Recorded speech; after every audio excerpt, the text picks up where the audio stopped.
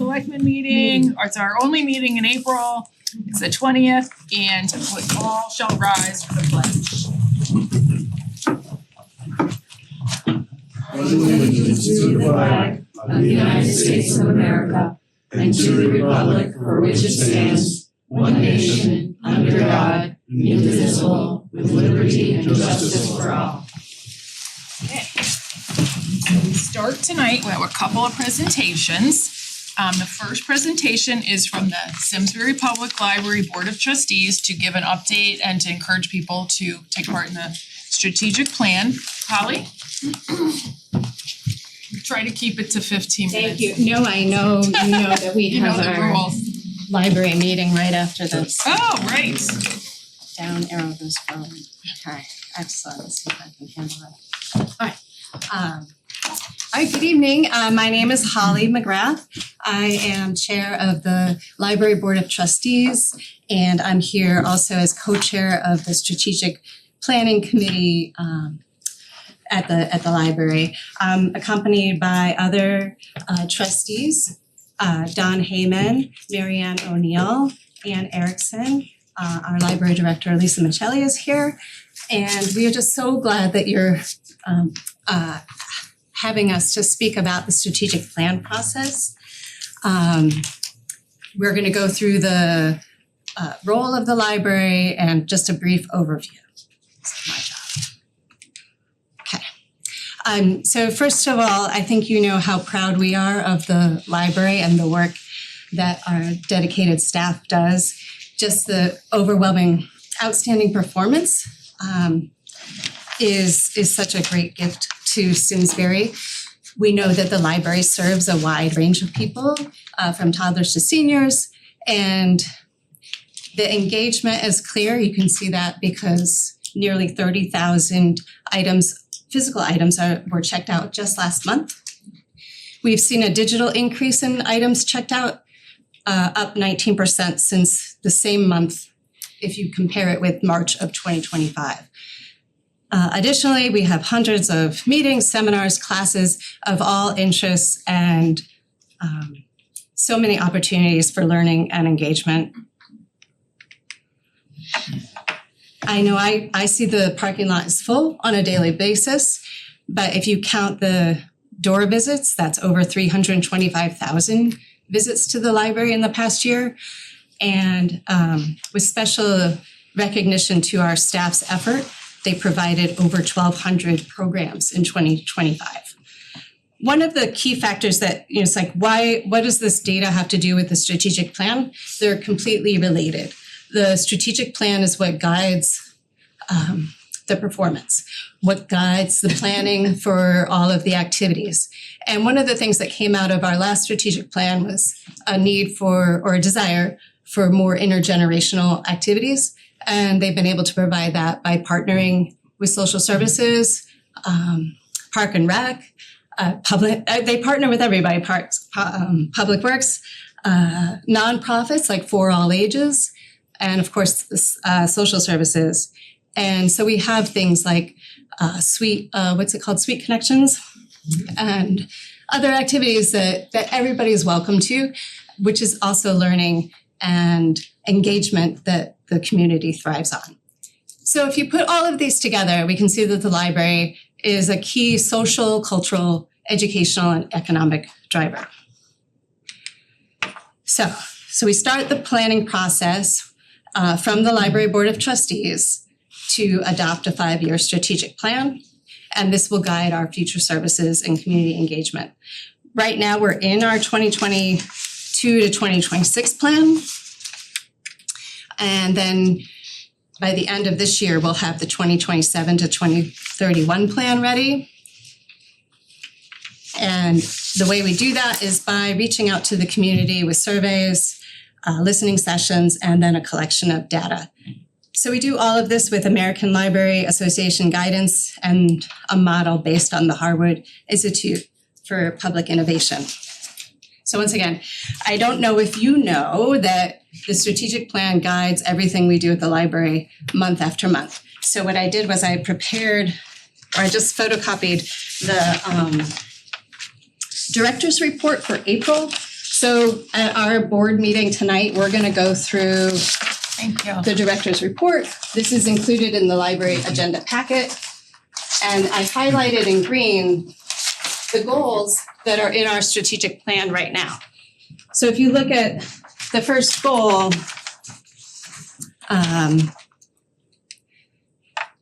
it has to do with an inclusive community space. And the director and her staff will document all the materials, programs, displays that support that goal. And the second goal would be that we offer a safe place with equal access to resources.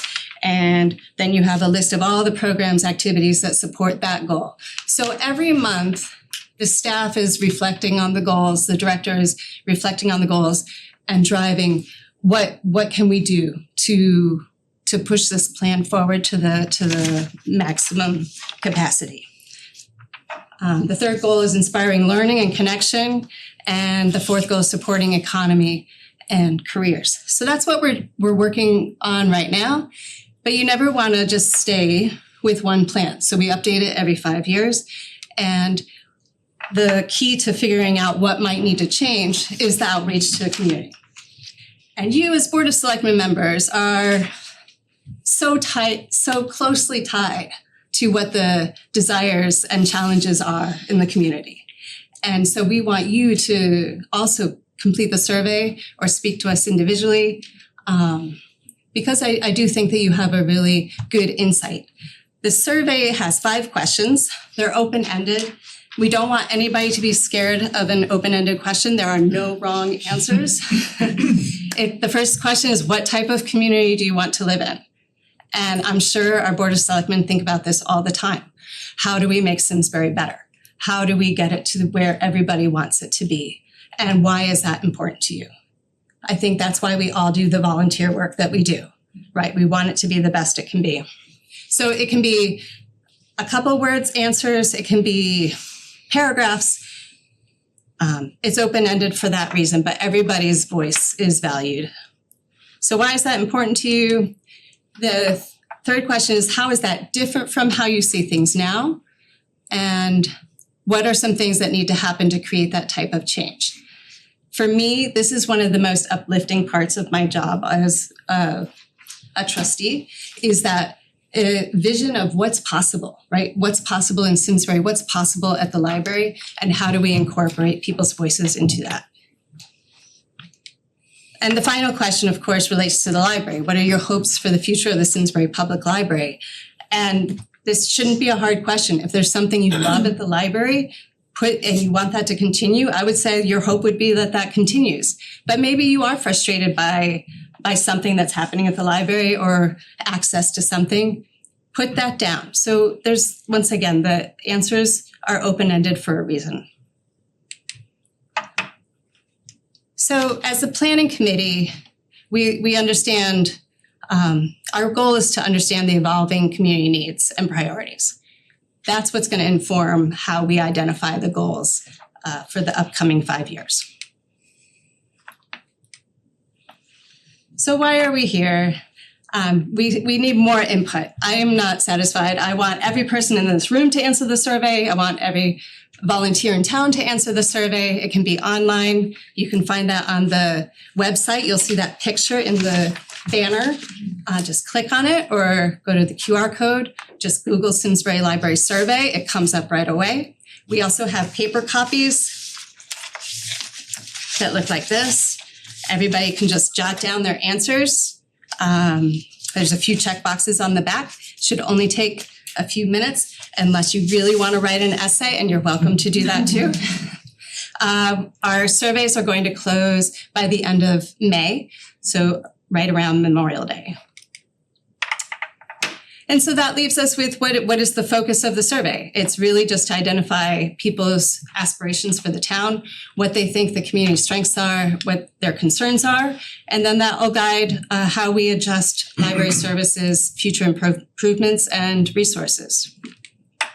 So that basically is kind of the broad overview. Want you to complete the survey, and to the public, all are welcome to our last 2 listening sessions. The next one is Tuesday, April 28th, at St. Mary's Church right across the street in the parish hall. It'll start at 7 p.m. It'll take about an hour and 15 minutes. All are welcome. We've invited all of the faith communities in town, but it doesn't matter if you're practicing a religion or not. Truly, all are welcome. This is for Simsbury residents and users of our library. So I hope you can join us then. And then on Tuesday, a week after that, Tuesday, May 5th, we'll have a drop-in session in the afternoon from 3:30 to 5 p.m. at the Simsbury Public Library in the Terrafil Room. And that will be for Cinco de Mayo snacks and surveys, another chance to give feedback to committee members. Yes, no, there will be food at both listening sessions, so please join us. All ages are welcome. And so just as a timeline review, we'll collect our data finishing in May. We'll analyze the results in June and July, and then we'll start writing and drafting the priorities and goals so that we will have a plan ready for the Board of Trustees to adopt by the end of the year. And then we'll have our next 5 years at the library all set, ready to go. So I really appreciate you listening to us. I will take any questions from if you have them. And we appreciate your participation in shaping the future of the library. Anybody have any questions, comments? How many responses have you gotten so far? Do you know? I think the online surveys were still at about 300. Is that about right? Yeah, so I would really love more. So if you invite your friends to take the survey. Is there a number that validates the results of survey respondents? So if you just get 300 or 400 out of, you know. Statistically. Well, I did look at like the planning, when they did the Terrafil plan last year, I think they had 700 responses, but I think that was a professional that might have been doing that marketing. We are saving the town money by doing this in-house. And we are trying to ask you to complete the survey ourselves. So if you see that link on Facebook or if you see it in an email, thank you to the town for sending it out again. I really appreciate that support. Yeah, I could put in my first Selectmen's report and the 2 listening sessions. Yeah, I think that would be great. Another hit. And if anybody here wants a paper copy while they're sitting here, feel free to give them one. Sure, I will definitely do that. Anything? Out of the, you said 350,000? For the door visits? Yeah. Yeah. Do we have any sense of how many are Simsbury residents? So the beauty of the library is that nobody asks you where you're from or for your identification. So I would say that that's one of that makes us a safe place. That's one of our goals.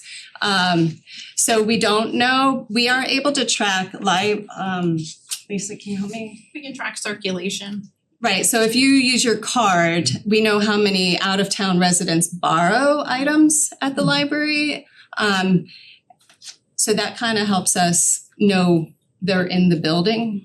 The library is also reimbursed by the state for out-of-town borrowers. How many card holders do we have now? Do you know? Over 13,000. Sure. So that's a good estimate.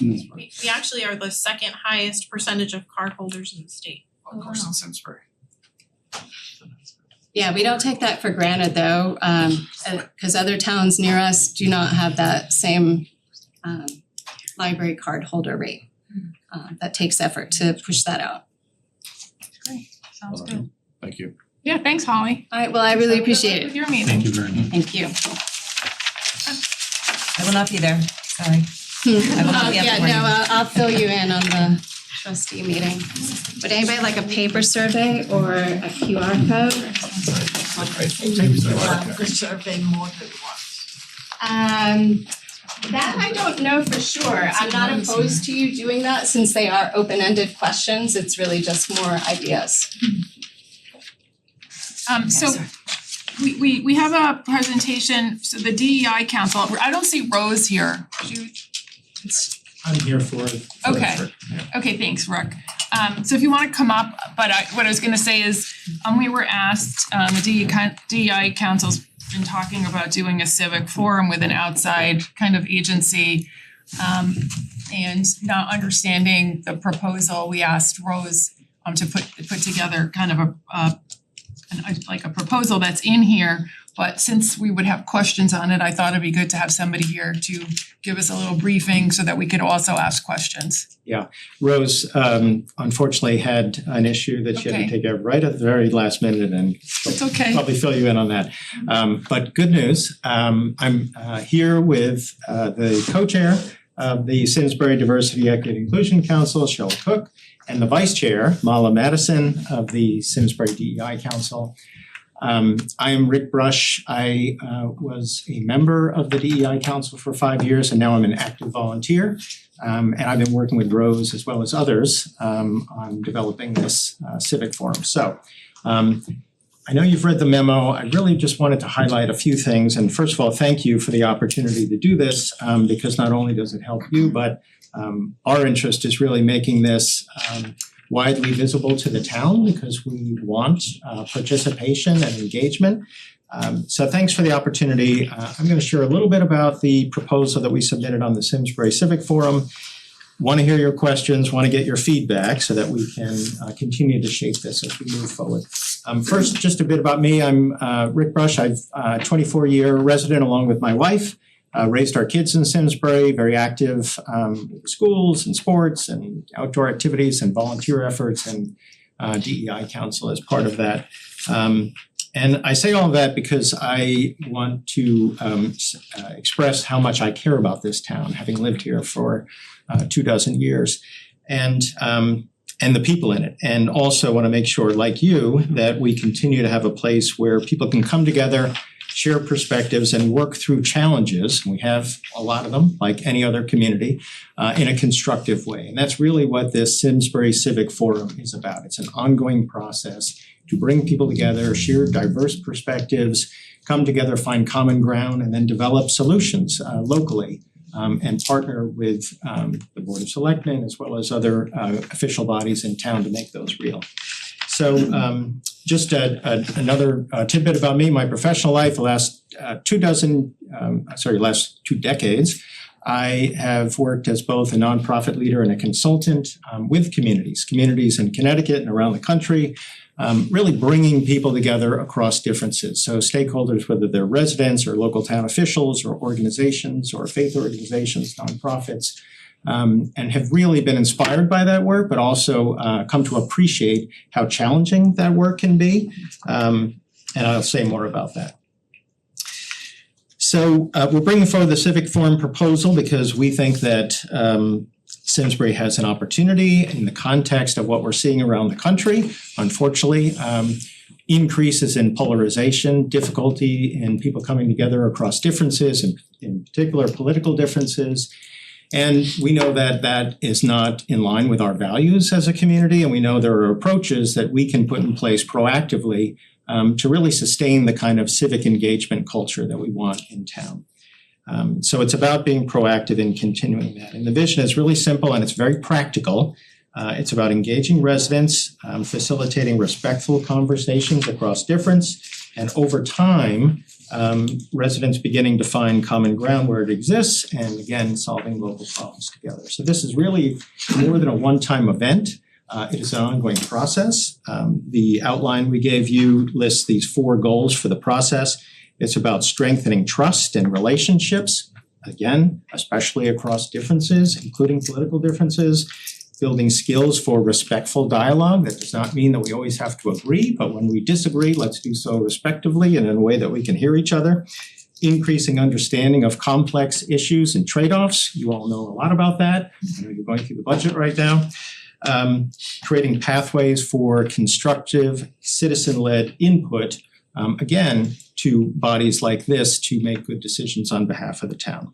So the process needs to be really intentional to do that. So we start by building a shared understanding. We move into the structured conversation. We're very thoughtful about selecting what issues we discuss. And really importantly, we need to be thinking about facilitation. And facilitation that comes with a couple of really important characteristics that I'll describe.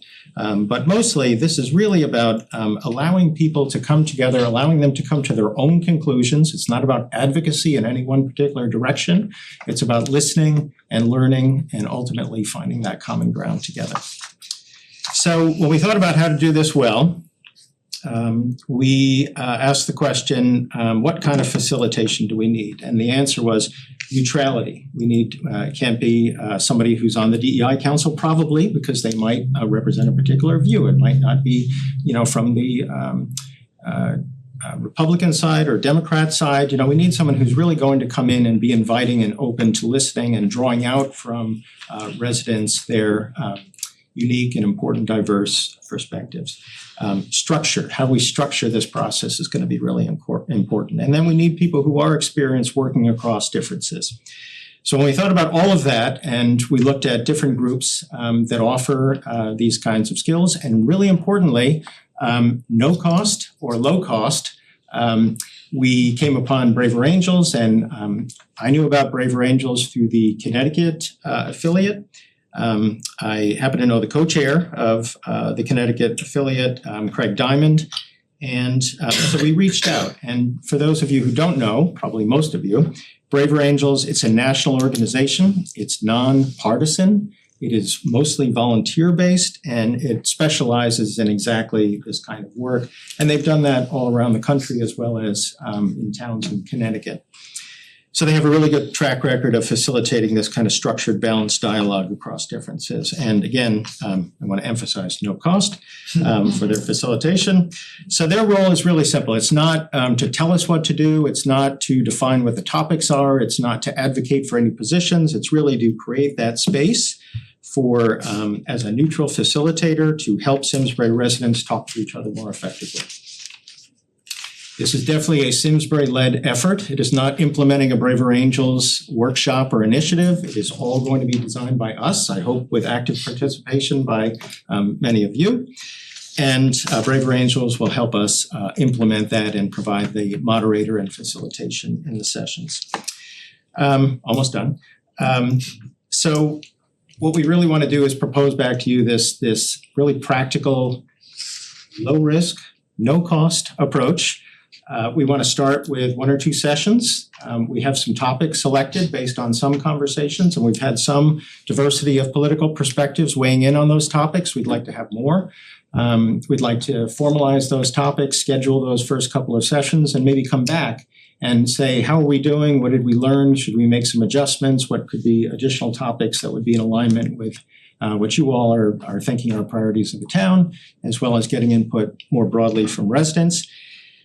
And basically continue this process. And what we hope is that if it works well, and we will adjust it to make sure it works well, it won't just be a one-time event. It'll be this over time, residents coming together, coming into public discussions, including in this room, in ways that represent a better understanding of each other, more respect when we disagree, a clearer sense of what the actual issues are and how complex they are, and potentially even more areas of shared ground. So ultimately, it should make your decision-making easier and support you as a Board of Selectmen. So that is in essence what the proposal is. It's how we came about selecting Braver Angels, which I think was one of the questions you asked. And I, along with my friends here, are happy to answer any questions you have. Okay, I have questions, but I'll open it up to members on that. How much does it cost? Well, it depends if you want refreshments. We might need to find a little money for refreshments. And we have talked to the library about hosting the forum there, so hopefully that will save us money. But no cost for the facility. They're all volunteer moderators, yeah. Diana? So one of my questions is, did you look at other moderators outside of Braver Angels, and what was the feedback on those other organizations or moderators as opposed to Braver Angels? That's one question. Yeah, I would definitely love Cheryl and Mala to weigh in here. I mean, we've discussed this in the DEI Council since I was a member back last year. I think since, at least the summer, maybe even before, and we've talked about facilitators. There are other facilitators, they come at a cost. We hired a facilitator. We've hired a facilitator in the past. When we had a budget, we had a grant from the Hartford, what's now called the Greater Hartford Gives Foundation. But I think what we focused on was somebody mentioned, we need a rubric. Like, what is the rubric for selecting a moderator? And that's really what we focused on.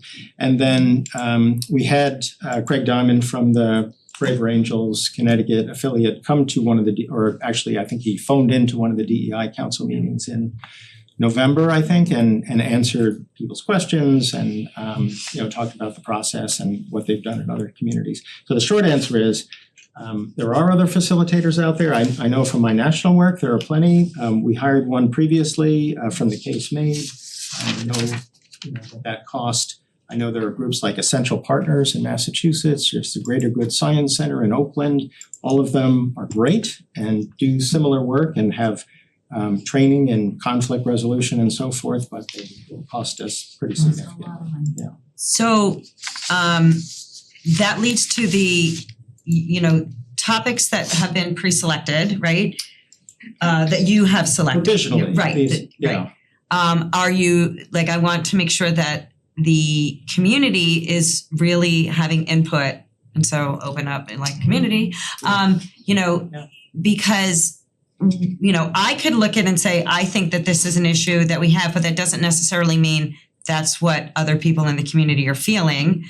And I'm going to share what I shared with the DEI council at the meeting was, some of the criticism of Braver Angels that I have read in researching them, and it doesn't, they may have grown outside of this, but in that the efforts to bring people together will sometimes be dismissive of underserved and underrepresented communities, in that their voices are, in the effort to let's all get along, their real concerns are dismissed. And we want to make sure that if we're doing this, we're not dismissing concerns. Just because it's not a concern of me does not mean it's not a concern for somebody else.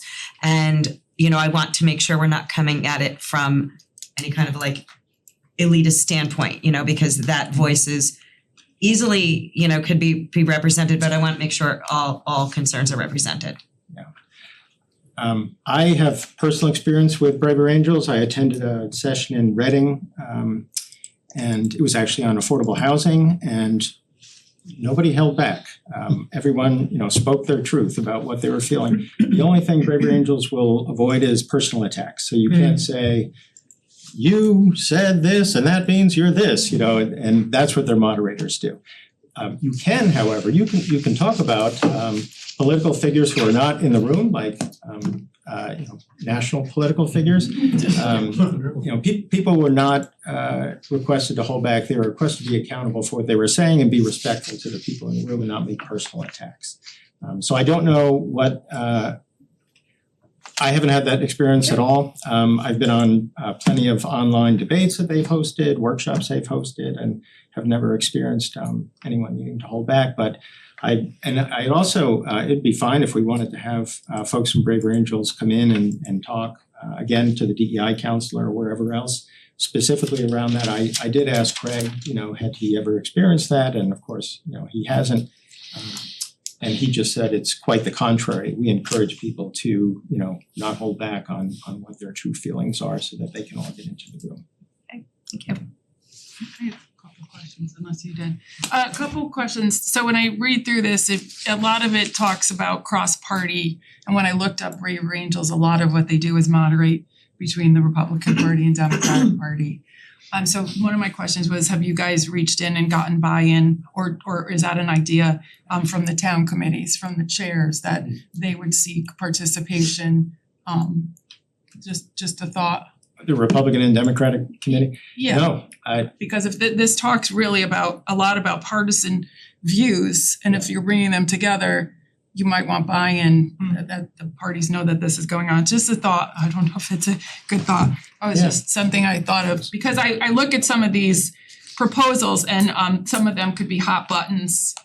You look at immigration and voting, things like that. That gets into a lot of things. Is one other suggestion that I would have, again, I'm not 100% comfortable with Braver Angels because I did some homework on ChatGPT on them, but maybe one way to do this is do a trial forum, like not a series, but just have one, pick a topic that is something we really want to focus on, like the civic inclusion and belonging topic. You know, that one doesn't seem political, just how do people get their voices heard?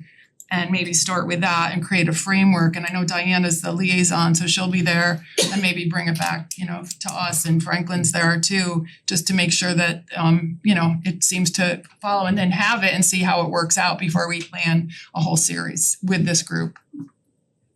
I mean, I think learning as we go is the way to do it, and I know if Rose were here, she would say she's already sort of mapped out potentially like what that first topic would look like around voting. Does not have to be voting. Well, if it's, yeah. But yeah, and I don't think they're gonna happen like, you know, every week or every month. You know, there will be, you know, maybe every quarter or something like that, so Yeah. we'll have time to adjust. Yeah, that's fine. Does that sound like a way to? So I've never started a podcast or watched a TV series that had only one episode. Oh, well. So I do think that it's helpful to create an opportunity for somebody to find the moment for them in there. And then because it's gonna be a synchronous event, you know, scheduling gets in the way and all that. And then one of the things that I do like about this effort is I think that the group is trying to be intentional about inviting folks who aren't already in these conversations. And that might create initially and maybe iteratively uncomfortable opportunities, like we said about, you know, controversial issues. The outcome would be though the opportunity to hear a neighbor talk through something and then forcing yourself to be able to listen for just that moment.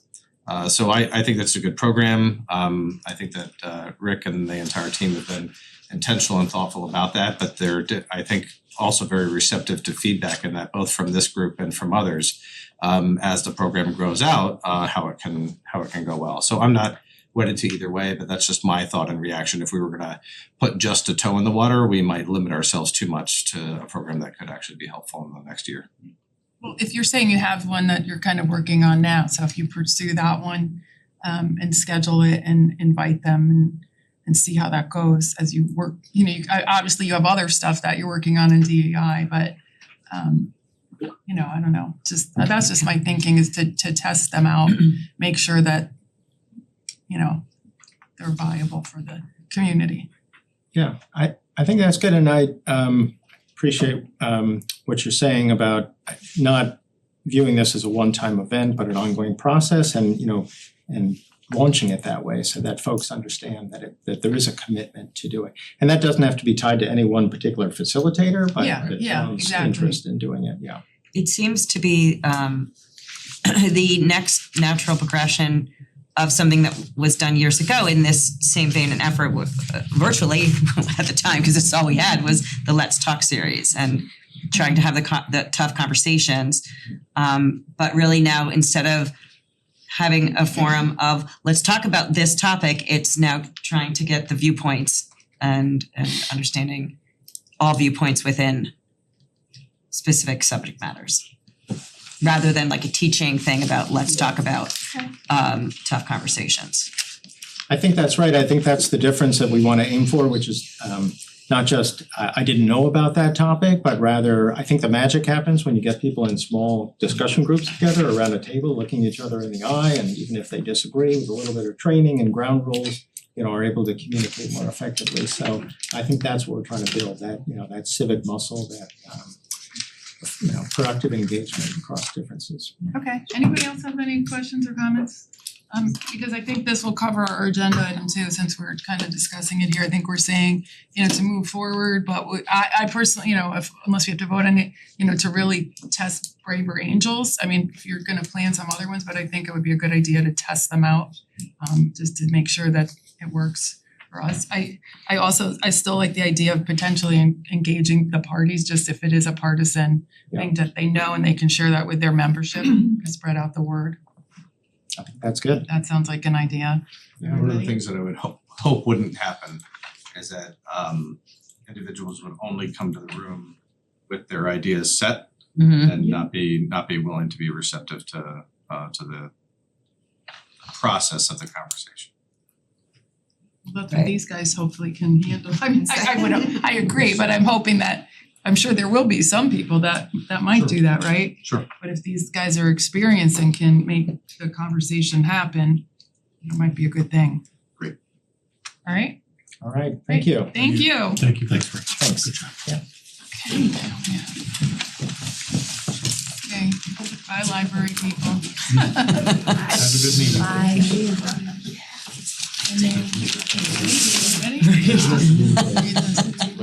Yeah. I was gonna do consent agenda. Okay, put that in, great. You wanna do it before public audience? I was gonna get, I have 3 public audience. Just when we get to action, yeah. Yeah, I was gonna do consent and then people can know that that's what's on it. Okay, so I have a public audience sign-in sheet and I have Joan Coe as our first person, and let's set the timer here. Yes.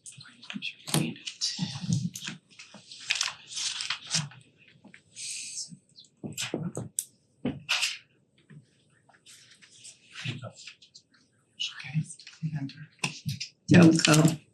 This is a quote from Shakespeare's Othello.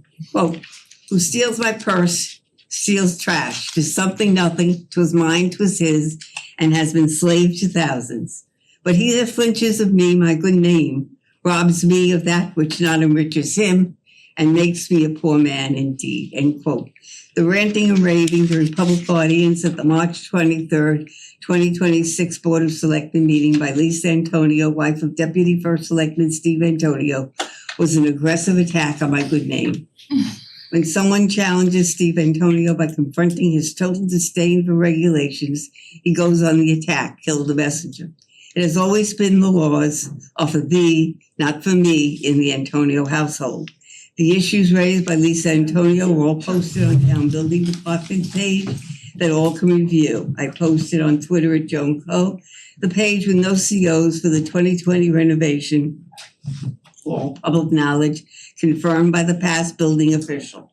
This happens to be the area where the fire started.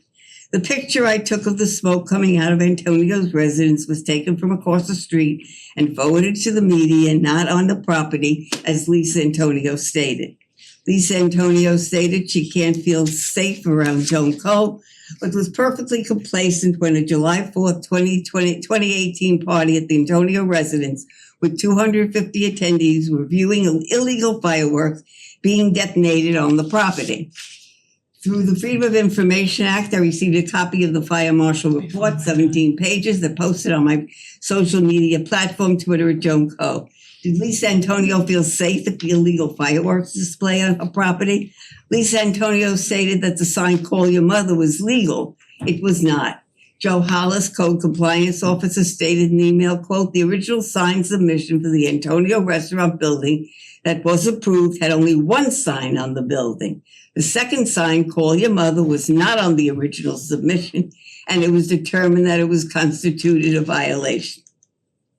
Lisa Antonio has stood before the board creating her own reality of events. Point of order, Joan. It should be considered fake news. All my activities were legal as compared to issues the Antonio family created by not following the rules. When Deputy Selectman Steve Antonio's verbal assault was not effective, his wife, Lisa Antonio, who was under treatment for cancer, came to his defense to use the Board of Selectmen meeting to continue the verbal assault. It is a disgrace that Deputy First Selectman Steve Antonio needs to have his medically challenged wife to publicly berate a person for following the Again, rules point he of does not order, follow. Joan. Deputy First Selectman Steve Antonio is not above the law. The Antonio family keeps talking about gotcha, when in fact it is catcha. It is gotcha when people get arrested. Is it gotcha when people get arrested for family violence, or catcha? Is it gotcha when people's names appear in the Epstein files, or catcha? Is it catcha when people are arrested for fraud, or gotcha? Catcha. Is it gotcha when people are arrested for DUI, or catcha? Is it gotcha when people are arrested for speeding, or catcha? Is gotcha when you detonate illegal fireworks with 250 people in the attendance, or catcha? It appears the Antonio family is caught in a reality check that all men are created equal under the law. Deputy First Selectman Steve Antonio's actions make him unfit for public service, and he should resign immediately. Public areas were set up with what appears to be prior notice given to First Selectman Wendy Maxdusis and Steve Antonio that Lisa Antonio would speak last No chance for rebuttal. However, I did not sign up on the sheet, giving me an opportunity to speak after the assigned names. Although I did not sign the sheet, First Selectman Wendy McSusis called me first, changing the rules so there would not be a rebuttal of the dialogue presented by Lisa Antonio. Since this was a violation of rules, I asked for a copy of the sign-up sheet for that meeting. I was told by Deputy Tom Fitzgerald that the sign-up sheet was destroyed. As a result of Tom Fitzgerald's actions, I filed a complaint with the State Records Retention Department for a finding. I discussed my complaint with Town Manager Mark Nelson, and he admitted it was a violation of record retention laws, and from now on the files will be retained. It appears the First Selectman Wendy McSusis and Deputy Selectmen are colluding with the approval of the entire board to destroy the reputation of a 60-year-old resident of the town of Simsbury. All my comments will be posted on Simsbury Pat and Twitter at Joan Co. Thank you. Very nice. Joe Daly.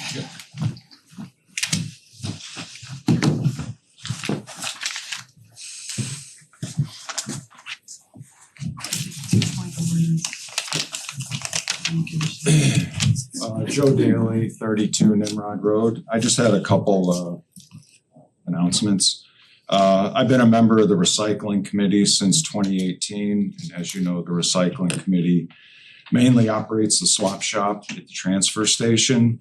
The swap shop allows, Simsbury residents to donate still useful items for adoption by other Simsbury residents. So the bottom line is, the swap shop helps keep things out of the waste stream, and it just opened for its 25th season, which is pretty amazing.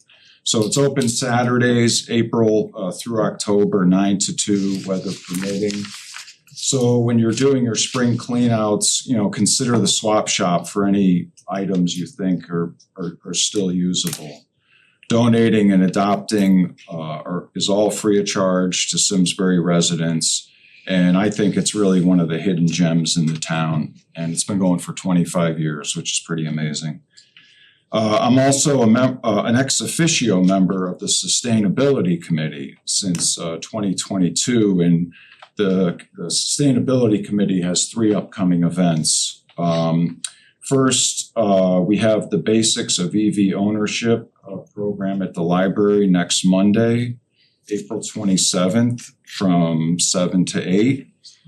And we have the 3rd annual Simsbury Sustainability Fair at the library on Saturday, May 2nd from 10 to 2. This event is put on in conjunction with the library and has become their biggest event of the year. So I'd like to extend an invite for both of these events to the board. And lastly, my third thing is I wanted to talk about municipal solid waste and single stream recycling. Every week we roll out our green trash barrel to the curb, and every other week we roll out our blue recycling barrel. The green barrel is kind of a sad story because at best 10% of it gets burned to create electricity, and the other 90% gets shipped out of state to far off landfills. It's an arrangement that's not going to change much in our lifetimes, and the best we can do is try to divert items from the green barrel. I've always felt the blue barrel for recycling was a more hopeful story. I did my best to follow what the what's in, what's out guidelines. However, when it was picked up, I kind of thought it was a message in a bottle. Maybe it would be reused and repurposed, maybe not. We've all heard the conspiracy theories that it just winds up in a landfill anyways, or worse, in the ocean.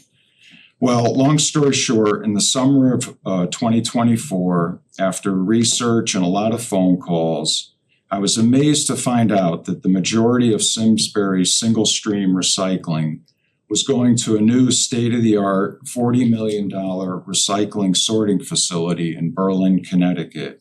It had opened in 2022, and it's operated by Murphy Road Recycling. In August of 24, I was fortunate enough to arrange for a tour of the facility for Simsbury. It was an amazing experience for the six of us who went, something that I still think of to this day. I could go on and on about it, but you really have to see it and experience it. But you know what it did? Beyond all the technological amazement, it cemented my faith in our single stream recycling process. I saw the trucks dump in one end and sorted bales come out the other end. As this story has been told by attendees, there has been demand for another tour. I have arranged for one on Thursday, May 14th in the AM, and would like to extend an invite to the Board of Selectmen and Department of Public Works to start. I will send an email to the board and please let me know if you plan on attending. I guarantee you this is a once in a lifetime experience. I hope those who attend will continue to spread the message that our single stream recycling is alive and well, and Simsbury residents should continue to put in the extra effort into sorting their what's in, what's out for recycling. It does make a big difference, as you will see if you attend the tour. We don't get to experience sustainability that often. This is a 3-hour sustainability experience. Can you wrap it up, Joe? Yep, please let me know if you would like to attend. Thank you. Thank you, Thank yeah. you very much. Yep. If you could include Tom Roy too on that Yeah, email, I'll cause include- yeah, that'd be great. I'll send him. Did you an say email. 8 AM on the 14th? In the AM. In the AM, It's okay. basically I didn't know if you said 8 or 8, home by yeah, noon, basically. thank you. Thank you. Rick Brush? Rick, you got a public? Oh, sorry, that was audience? just, I just felt like writing your name down. it was for what I did earlier. Yeah. Okay. Do we have anybody else here for? Yeah, I thought it was Okay. just the sign-in sheet. Sorry. Yeah, are you here for public, who's here for public audience? Okay, Okay. Okay, no more. You're here, it's a good oh, thing. thank you. Diane Nash, 5 Merriwick, Simsbury.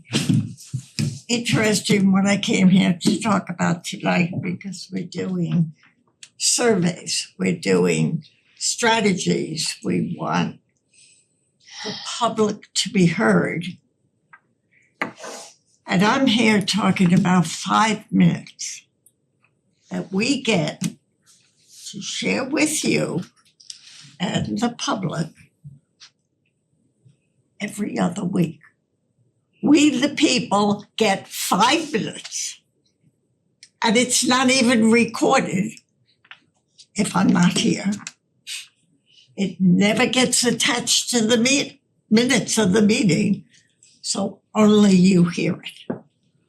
So you want to hear from the public, you gotta find a way to listen and let us be heard. We hear budgets, we hear charter revision, we have housing draft documents, library strategy, land use and land giveaways. And it's this latter that concerns me the most. Because those things you guys get presented with are coming through the agenda set by our town manager and usually a public interest group. They go to the town manager and say, you know, we want to buy the soccer fields.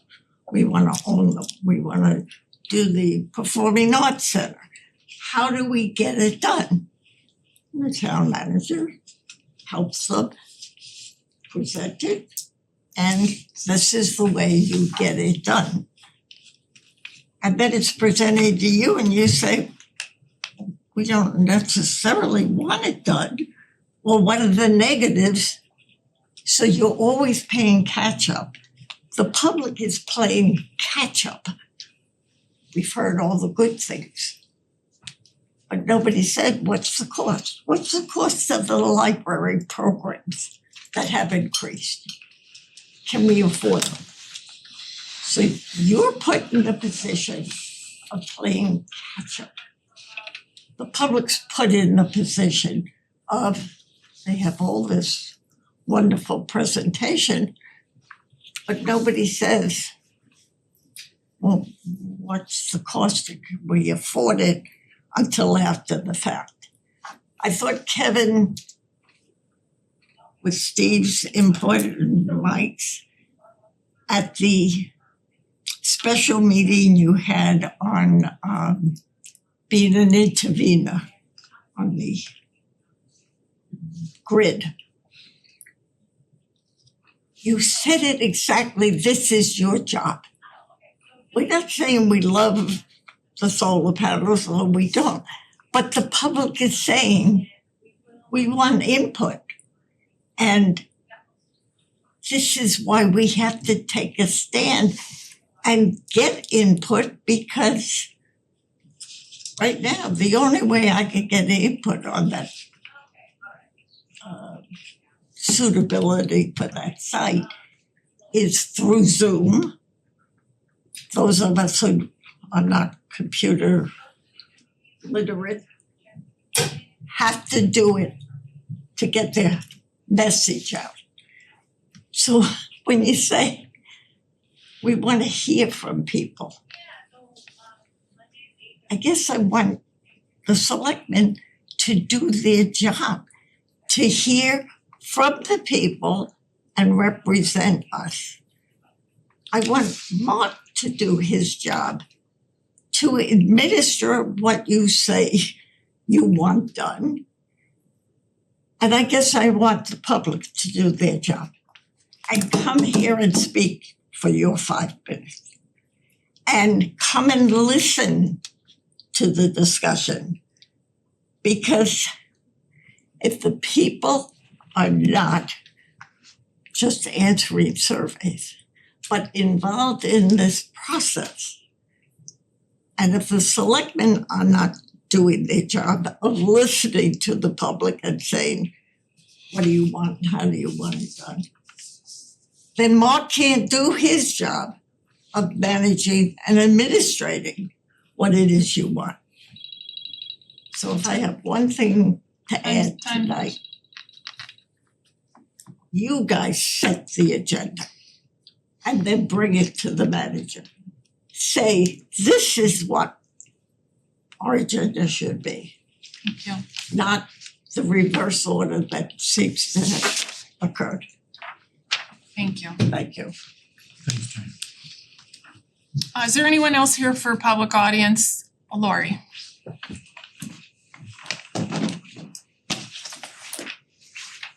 I'm Lori Boyko. Do you watch these meetings back to see yourself? You should.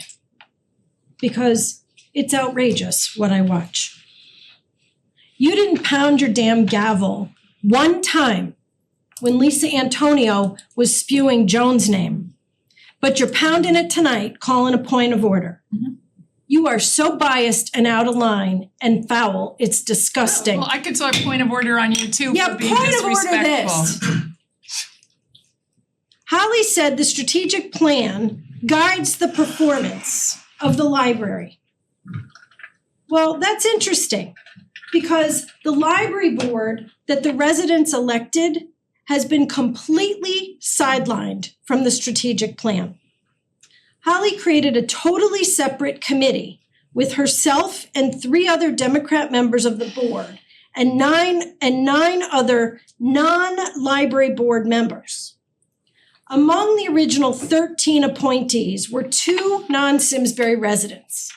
8 of the 11 Simsbury electors appointed by Queen Holly are registered Democrats in direct violation of state statutes requiring minority representation. 3 were unaffiliated and no Republican was on the committee at all. None of the illegal appointees was sworn in with an oath of office, filed a conflict of interest form, or received training on FOIA or other laws. In fact, there were several violations of FOIA again in the process. A few corrections were made after I brought all this up, and a single member change was made to allow a single Republican member after almost all the work was done. The board itself did not vote on or approve the survey, weigh in on it at all, or have any say whatsoever. The entire process is in direct contradiction to our way of governing, our governing documents, and entirely disregarding of the residents of this town who voted for the library board that exists as it is and has not had any input. I have 2.5 more minutes. This town is an absolute circus. It is being run like a sideshow. Nobody follows the ordinances, the charter. Everybody does whatever the hell they want on whatever board and commission. You're running boards and commissions that are more like nonprofit organizations than they are governing bodies. You want to have creepy community group therapy by some outside moderator who's going to tell us how we have to talk to each other when our leader, who's supposed to be sitting here in charge of the town, the first, is so disrespectful and full of disdain to everyone. Thank you. It is long past time to retire DEI as a government entity. If it wants to be turned into a nonprofit, fine. But it is not what government is supposed to do. And if you want trust and civic dialogue, then it needs to start with you, Wendy. Because it isn't. Thank you, Lori. Anytime. Is there anyone else here for public audience? I don't know, there's someone recording us in the back of the auditorium. Which is perfectly legal. I know it's legal. I'm just pointing it out so everybody knows. It's on TV. Not always. It is tonight because we checked. So I'd like to talk about the consent agenda, excuse me. I was gonna make some recommendations to move some items to the consent agenda. I was going to ask for the Selectmen action item C, which is our normal taxpayers. And then I know we have people here that are up for appointments and resignations, but I'm going to ask to move those to the consent agenda. One is the appointments to various boards, which includes Cheryl Cook, the appointments and reappointment to the Farmington Valley Health District, and then the resignation from the Aging and Disability. If somebody wants to make that motion. Someone. Second. Is there any further discussion on those? All those in favor say aye. Aye. That's 6, so Cheryl, you've been reappointed to your housing commission, and if anybody else is here that would have to wait till the end of the meeting for an appointment, you don't have to. Or you can if you would like to. I know, get out while you can. Okay. So first Selectmen's report. Thanks, Ken. One thing I wanted to bring up, just really to give an update on the Nod Road Solar project. I've been keeping everybody informed via my first Selectmen's report, and the town has created a website that I continue to provide the link to that has all the documentation that has happened from day one on this. Everything from Lodestar, everything from the siting council, everything coming out of our board. We held a special meeting on April 7th at 8:30 a.m. because we had something we had to do for the complex project recommendation.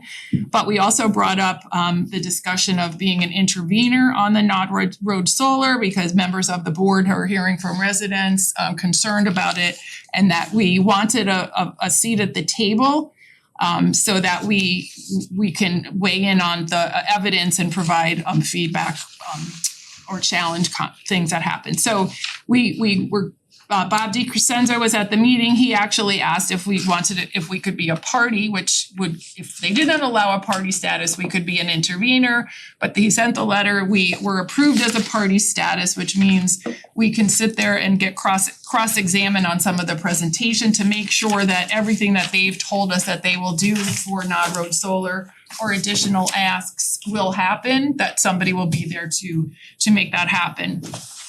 So that was approved as Bob just walked in. One of the conditions of approving that, which I still don't necessarily understand, was they said that if we are approved as a party status, we need to approve an extension of the date from June to November. So the town approved that, which means they're not gonna need to make a decision in June. They have 6 more months to look at the project. So that was part of it. So I just wanted to update everybody on that meeting is this Thursday. I believe George is going to attend as the representative from the town. Do we know? I'll have to be there as well, since it was my written testimony. Okay, and I that was, made the decision. I'm volunteering if because I wrote the original letter, I'll ask Bob what you think of that later. And then the public hearing is that evening. It did take, it is on Zoom, that is per the CT Siting Council. And you were allowed to send in public comments that were written. This has been posted multiple times. So you could have written in, it says by April 22nd, so you have 26 today. You have till Wednesday to send in written comments, so you don't necessarily need to be on Zoom. So the information is out there. I just wanna make sure everybody hears that. The next thing is the budget. There is a second budget hearing tomorrow night at 5:45 in the main meeting room, which is really the normal time of the Board of Finance meeting. We've received some new information on some of the health insurance, and I'm sure that will be discussed with the board tomorrow night. So in case there is an impact to the projected mill rate, so I recommend anybody interested to tune in or attend. Hometown Heroes application is open until April 30th, so if you have somebody that you want to nominate, please get that in. I do want to give a thanks to Reverend J. Taylor Albright. I had the opportunity to go to his retirement party on what night was it? Saturday night at Trinity Episcopal Church. He served there for 28 years as a rector of that church. He's also the chaplain to the Simsbury Police Department. So Nick Bolter came in to say a few words, and he's just been a great representative in our community. I think that's all I have that I need to say here, so I'm gonna send it down to Mark. Thank you, Wendy, and good evening, everybody. We've got a few things to go through tonight. I'll try to be as quick and brief. A couple of them were mentioned earlier, so I can skip those. But importantly, on March 23rd, the Board of Selectmen proclaimed April as Autism Awareness and Acceptance Month in Simsbury. Posted to our website in my town manager's report will be a number of resources that the public can access for information about this and where to learn more. And we're pleased also to point folks in the right direction if they're interested in learning more about that. Some sad news to share with the board and with the community today. We have a tree, unfortunately, that is sick and needs to be taken down in front of Eno Memorial Hall. This is very sad. It is an American elm tree, as everybody knows. It goes without saying that it's huge. It's been a mainstay in Simsbury for I couldn't guess how long. I do want to assure the board and the public that not only did our arborist, our very own Tom Roy, take a look at this, but we had two independent people as well. I was very reluctant to authorize this takedown, but had to do so. Obviously, the issue is one of public safety, which I discussed with the public safety chair, and we'll have information coming in shortly from DPW in terms of the timeline on that. But Yeah, unfortunately, there was another large branch that fell the other day in the winds, and very sad. it's in the pedestrian walk area. Quickly, I want to give a shout out to the Simsbury 250th Celebration Committee. The Historical Society has asked me to relay to the board and to the members of the public that you are all invited to participate in the many community programs and events taking place throughout the spring and summer. Too many for me to list here, but we'd encourage members of the public to visit the events program page at the Historical Society. And again, you can link to them from us or go directly to them, and you'll see that there's quite a lot going on in celebration of our country's 250th. Earlier tonight, we heard from Library Board of Trustees Holly McGrath about the strategic plan and those two outreaches. Again, the one that's coming up most urgently, I think, is April 28th in St. Mary's Church. And that's also online as well. Important notices from Public Works. Want to thank Tom Roy again for reminding me. Household Hazardous Waste Collection Day is Saturday, April 25th coming up. This is from 8 a.m. to 1 p.m. at the Farmington High School. This is the first of 3 collections that we hold every year in conjunction with the towns of Avon, Canton, Farmington, Granby, and Suffield. Residents from any of those participating towns are welcome to attend the event in Farmington. It is free of charge, but you need to bring proof of residency with you. Our household hazardous waste collection events provide an opportunity to dispose of items that just can't go into the regular trash. And we heard from a member of our sustainability committee about that earlier. Keeping hazardous materials from getting into either the green or the blue is absolutely critical, and we ask you all to redouble your efforts there. While I'm mentioning the sustainability fair, the sustainability committee, I wanted to mention the fair again. This is something that I know members of the Board of Selectmen love to attend, and would encourage you to do that. It's May 2nd. As well. Quick updates on a couple of the projects that are going on in town. We've gotten a number of calls in my office about these, so I'll just mention two. The Station Street one-way to two-way conversion on March 30th, the town broke ground, as I think everybody knows. I met with project management today, and it is on time. And we're excited about that. The roadway will remain closed for the duration of construction. It should be completed in early May. Eno Memorial Hall and private businesses within the area will remain open through the construction, and they are open now. The contractor making accommodations for access for those customers. If you have any questions for the adjacent properties or businesses regarding access, we recommend you contacting their management directly. Secondly, the Firetown Road Sidewalk Project is of interest, I know, to many of you and the public. On April 20th, the town will commence construction of new sidewalks on Firetown Road. This sidewalk will connect the multi-use trail on West Smith with the sidewalk at Plank Hill Road. The sidewalk will also provide a connection between Simsbury High School and Henry James Memorial Middle School, in addition to contributing a much safer option for pedestrians walking from the adjacent neighborhoods to town center. I know that was discussed with public safety as well. The approximately 1 mile long concrete sidewalk will be constructed along the west side of Firetown Road with a crossing near Belden Forest Court. And the project is expected to be completed within the 2026 construction season. Culture, Parks and Rec, Simsbury Community Cleanup Day is scheduled for Saturday. Again, it's going to be a busy Saturday in town. This is from 8 to 10 a.m. Please join your neighbors as we aim to clean up Simsbury's neighborhoods, parks, and trails. We request that you sign up in advance and get your preferred location. That's at simsburyrec.com. The event is sponsored by the Town of Simsbury Board of Selectmen each year, and also by our own Public Works and our Culture, Parks, and Recreation Department, as well as by the Farmington Valley Trails Council. Sorry for the lengthy report, but got to get this in. The new Birdie and the Barrel restaurant has opened at the Simsbury Farm Golf Course. I want to thank the Board of Selectmen for getting that lease done quickly and moving things along, and to our town attorney for making this happen quickly. The golf course is now open for play, and the staff at the Birdie and the Barrel, I'll say that a few times tonight. Like it. The Birdie and the Barrel are excited to serve the community. The Simsbury Community Gardens on Sand Hill Road ready for planting, and there's still some available plots for renting this season.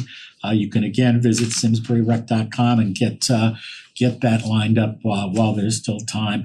And lastly, from Parks and Rec, summer pool passes are on sale and can be purchased at a discounted price, but only through May 31st.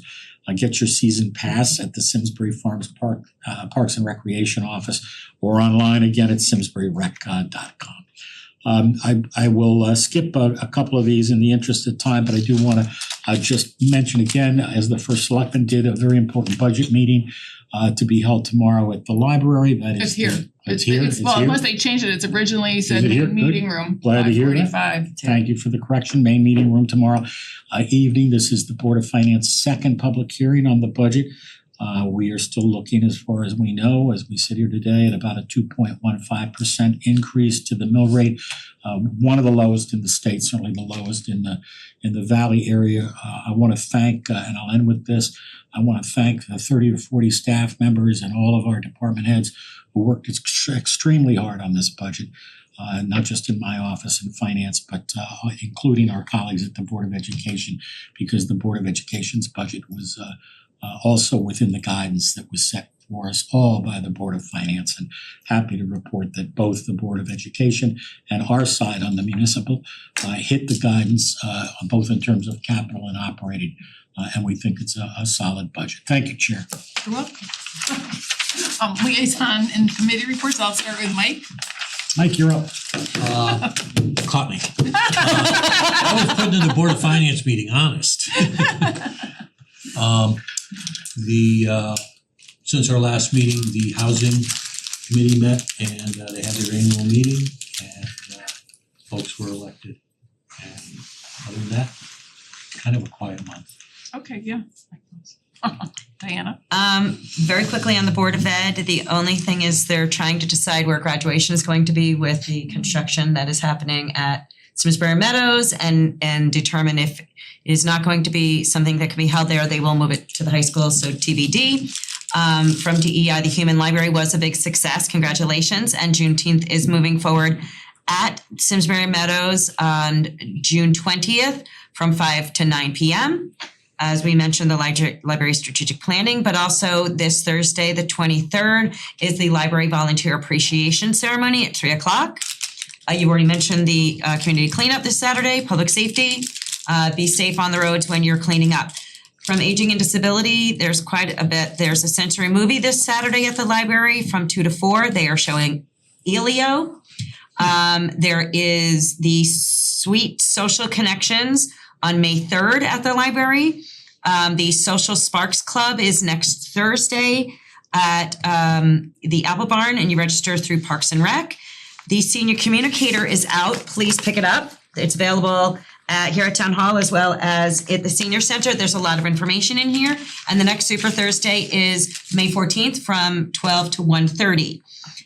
Simsbury Meadows Performing Arts Center, the season announcement, including the Talcon Mountain Music Festival, is Wednesday, April 29th at 5 p.m. at Metro Beast. Please join us. It should be a fun time. Yeah, you could just. I didn't know. I wasn't sure. The more the merrier. And from the Youth Service Advisory Board, also April 29th, they're having a presentation from Mark Lehman at Simsbury High School on the emotional development of college students. Sounds like fun. Okay, And that's what I have. Thank you. Thanks for showing your props. Yes. I would just report on the personnel subcommittee as we're starting the town manager's performance review process. So that it's done when the new budget goes in, which includes increases. So that's the personnel report. So Steve? We had our initial office space vacancy committee meeting I met with the town manager, our state representative, Simsbury Main Street, and a board of other relevant participants. We have a glut of office space, and we identified 2 to 3 parcels that we're gonna start on initially to start working with alternative uses and returning them in a more vibrant fashion to our grand list. Thank you to all who came to Vitality Orthopedics and Biologics grand opening. They're the new tenant in the Cannon Building located next to Fitzgerald's. Simsbury Yarns grand opening is on Wednesday at 5 p.m. for anyone that can join. It's always a great opportunity to meet a new business and welcome to the community. Even though it's sort of a rebirth, it's still great to have them here. International Skating Center of Connecticut, ISCC, has a huge grand opening on April 30th. And there's a couple of celebrity figures and a lot of people attending. It is open to the public, and I saw a quick preview of some of it. It's pretty cool. It's in Simsbury. I'll just say it that way. Simsbury Main Street Partnership once again received their national accreditation. The first select woman helped get the Children's Museum offices brought to Simsbury, so that's a great coup not a coup, but a great thing to start bringing the Children's Museum to our locale. There's a career fair at the high school also on Wednesday. It's a busy day for any kids that can do that, and happy 420 to all those that celebrate. It's a contingency. Some of those people vote for me. What was it? What day did you say that? It's 420. I'll explain it later. Yes. I should know that, right? Yes. Am I the only one that doesn't know it here? Maybe. Oh, no. Do you know Okay. what 420 is? Okay, Okay, no, Mike doesn't know either. okay, good. That's because we graduated in the Follow that. 70s. Yeah, here. You 100% should know. Yeah, oh yeah, I know, now I know. So Culture Parks and Rec, Mark took a lot of what I have here for Culture Park and Rec. Yeah. But we have they have a donation to Simsbury Baseball. So they're looking to create a new facility so that people coming from out of towns can easily consume food or have a place to sit. And if we move forward with other plans for the pool, maybe they'll have access to use restrooms there. Simsbury Baseball also got the state championships, I believe, for the next 5 years. So we'll have a lot of traffic coming to that site. So it'll be great if we have this new building there. We're going to discuss that later today. They also want to tell you that season's off to a strong start for the rink. They had 543 member check-ins. They have 12 events scheduled for the summer, 12 pool-related events scheduled for the summer, 4 each month in June, July, and August. So you mentioned the pool passes. So they had the flashlight egg hunt on April 2nd at the high school, which went well. Community cleanup, last day of school fun fest on June 18th. There's many more that I won't go through them all, but we'll address it in our next meeting. I'll give more You didn't say information. the Women's Nine Holler League starts next Tuesday. Oh, I gotta plug that one, so I have to get up early and go. yes. Okay, Kevin? Of course, 420, I know that Deputy First Selectman Antonio was referring to the 250 1 years and 1 day anniversary of the battles at Thank you for Lexington and Concord, acknowledging. which was the first major What military else are we talking engagement about? against British aggression in the American colonies. Oh, I see. Only thing I'll report is application coming up on inland wetlands at the meeting this week on the 21st, so nothing further to report this time. Okay, so we're gonna move into selectmen action. And the big showstopper today is acting on the 2025 Charter Revision Commission final report. We met, we discussed, we sent it back, they met on March 20th. And they revisited a list of topics. What I wanted to do was ask Franklin, who is part of the commission, him and I put together a checklist of all the items that was in the packet of the 9 areas that we sent back to revisit out of the charter.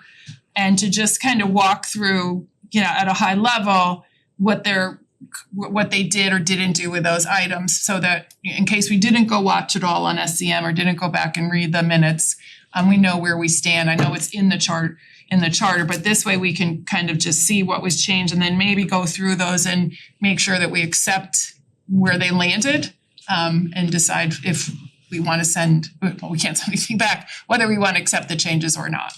So Franklin, love to turn it over to you.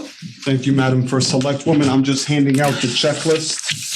Thank you. As the public and everyone is aware, the draft report by the Charter Revision Commission was filed, I believe, in January 21st. The Board of Selectmen received it at their next meeting. They reviewed the entire charter, all the revisions, and they came up with 9 topics or sections that they really they had comments on, and that they sent it back to the Charter Revision Commission for them to consider. And I'm just gonna go over those 9 very high level and very quickly. And out of those 9 things that the BOS sent back to the Charter Revision Commission to them to review and reconsider and potentially change, I'm just going to tell you what the Board of Selectmen sent them and then what was the Charter Revision Commission's response. I just want everyone here to know that they discussed it at the meeting at length sometimes. So when I say that they made no change to a certain section, that does not necessarily mean that they did not deliberate or debate. It just meant that the final conclusion that no changes were made to the language of the charter, and I know that's what everybody's here. And frankly, just to add, they took votes on all these, so everybody had a say in a official vote. Correct. There was a vote taken at the end for all of these, but I believe there was a vote on recommendation number 5 to reconsider keeping EDC in the charter, and it was the same vote as original. It was an 8-1 to keep it as is, removing the EDC from the charter. So just to go over, the Board of Selectmen asked the Charter Revision Commission to review and reconsider term length, including 4 years of staggered terms or not staggered. After discussion and after weighing public opinion and the Board of Selectmen recommendations, they made no change and kept the current 2-year term for the Board of Selectmen and the first not staggered. So keeping them as is, there was no change. Regarding their second and recommendation, the Board of Selectmen wanted the Charter Revision Commission, to review the directing staff. Currently in the charter, I believe section 412 speaks to no member of the selectmen or the first can order town staff and employees. That's the job of the town manager. And they strengthened that section into a new section 403E. Our town attorney looked at a multitude of other charters and found a very comprehensive, very good charter language saying that the Board of Selectmen in the first will not delve into employment matters, so they won't put their finger on the scale, and also that they won't make it so Board of Selectmen and first can't direct employees. So it actually strengthened that section, and that's 403E. After discussion, they did not believe that the word reports adds an unknown burden of work for the staff. It mentions something that you have to report, and they felt that that's necessary.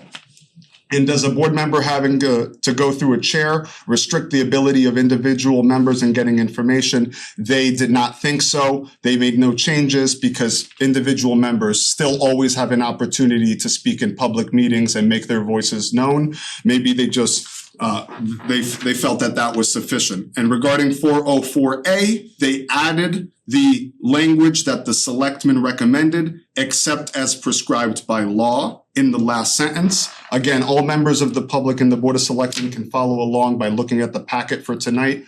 This was section 404A. They added that recommended language from the Board of Selectmen.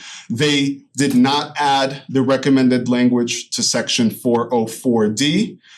The selectmen wanted them to review, saying the first may give instructions in line with board policy. They felt that it was not substantive enough to go into the charter, since the first can always give instructions in board policy generally anyway. That did not need to be charter language.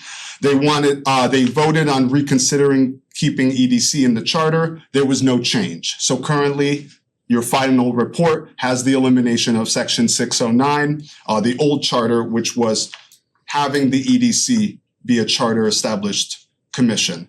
They reviewed section 701, reviewed the language that the Board of Selectmen recommended to give timely notification to the Board of Selectmen, and they added that. If you refer to section 701, that language is included.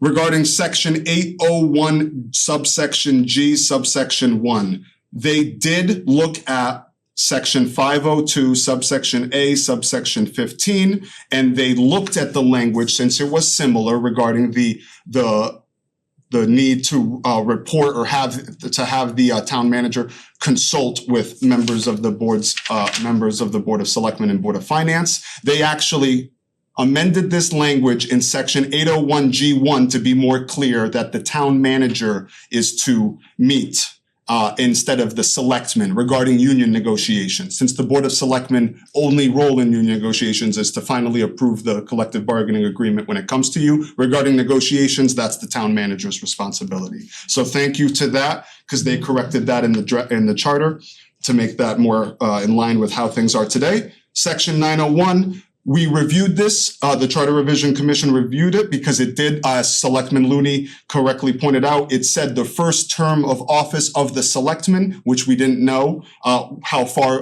ago that went. So they actually had a very lengthy discussion. They thought that section was important to keep and not eliminate because it established the ordinance that the town manager and the town will have a personnel classification plan, salary ranges, all of that juicy stuff. They decided that section 901 is very important. But they removed the first term of office and kept the ordinance requirement in 901 and cleaned up 902 sections. So they did listen to the Board of Selectmen and implement feedback received on that section 901. In general housekeeping and grammar, they commissioned tasked town attorney DiCrescenzo and myself to review the entire document for the general grammar and proper capitalization, and we can confirm that every title and as appropriately mentioned in the general statutes and where needs to be is properly classified, and there was no further changes regarding that. And Town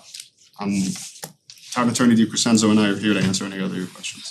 I have a quick question, Well done to Franklin. Good job.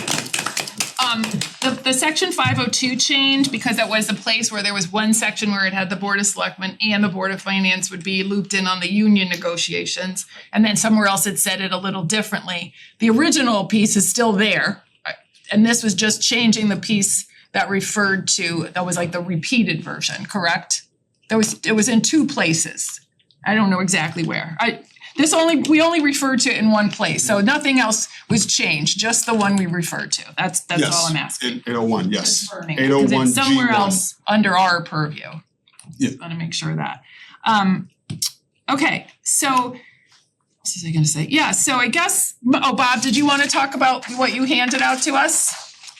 No, I just No, Chair. I don't. Okay, do we have to read it then, or just No, look I'm not good? reading it. I just made up this excerpt from the statute just to make Okay. the board aware of the timeframes coming up. Where you're at now is under subsection D. Not later than 15 days after receiving the final report, the appointing authority, Board of Selectmen, by a majority vote, shall either approve the proposed charter, reject the same, or separate provisions thereof. I mean, that's where you are tonight. Okay, and just for an example, the 4-year terms, it was not changed, so there is no 4-year term anywhere to be found. So what I wanted to, I figured we could start with the changes that were recommended and made or not made by the Charter Revision Commission and see if anybody doesn't accept those and we need to revisit and vote on a specific section. Yeah, your only choice there is to accept. Well, for that one is an accept. So Accept, or you could accept, right? you can't, there's no difference, right? So I mean, we could go down the list if that's helpful, because if there's anything new that has arisen that somebody wants to bring up for a potential inclusion, not inclusion, but these were the items we sent back. So and then we could do it as a motion for each one, we could do it as at the end. I'm just trying to see how it goes. It's with following amendments. So let's just go through them and then we can make the motion as a whole of what we want to consider. So the section 302 term,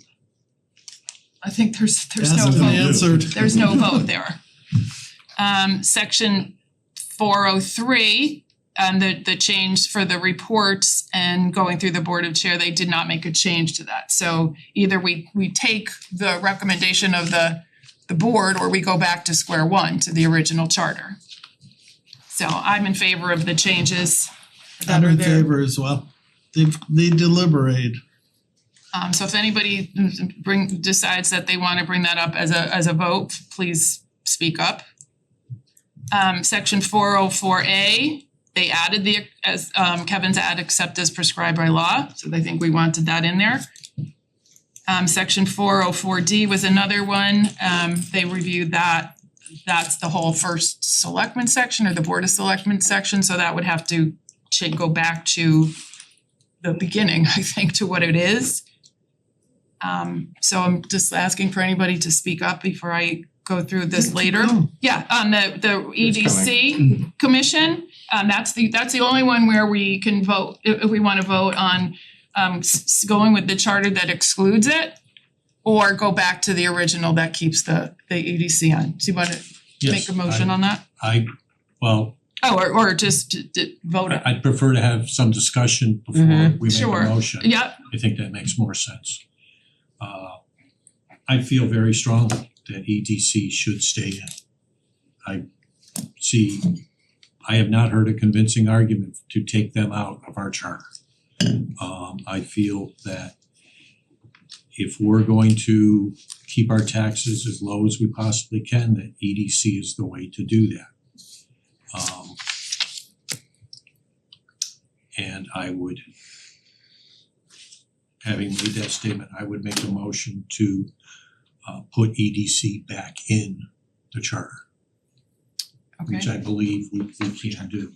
So. Well, no, go You ahead. reject theirs. Motion would be to reject the Reject. recommendation of the To remove it. Okay, thank you for that legal correction.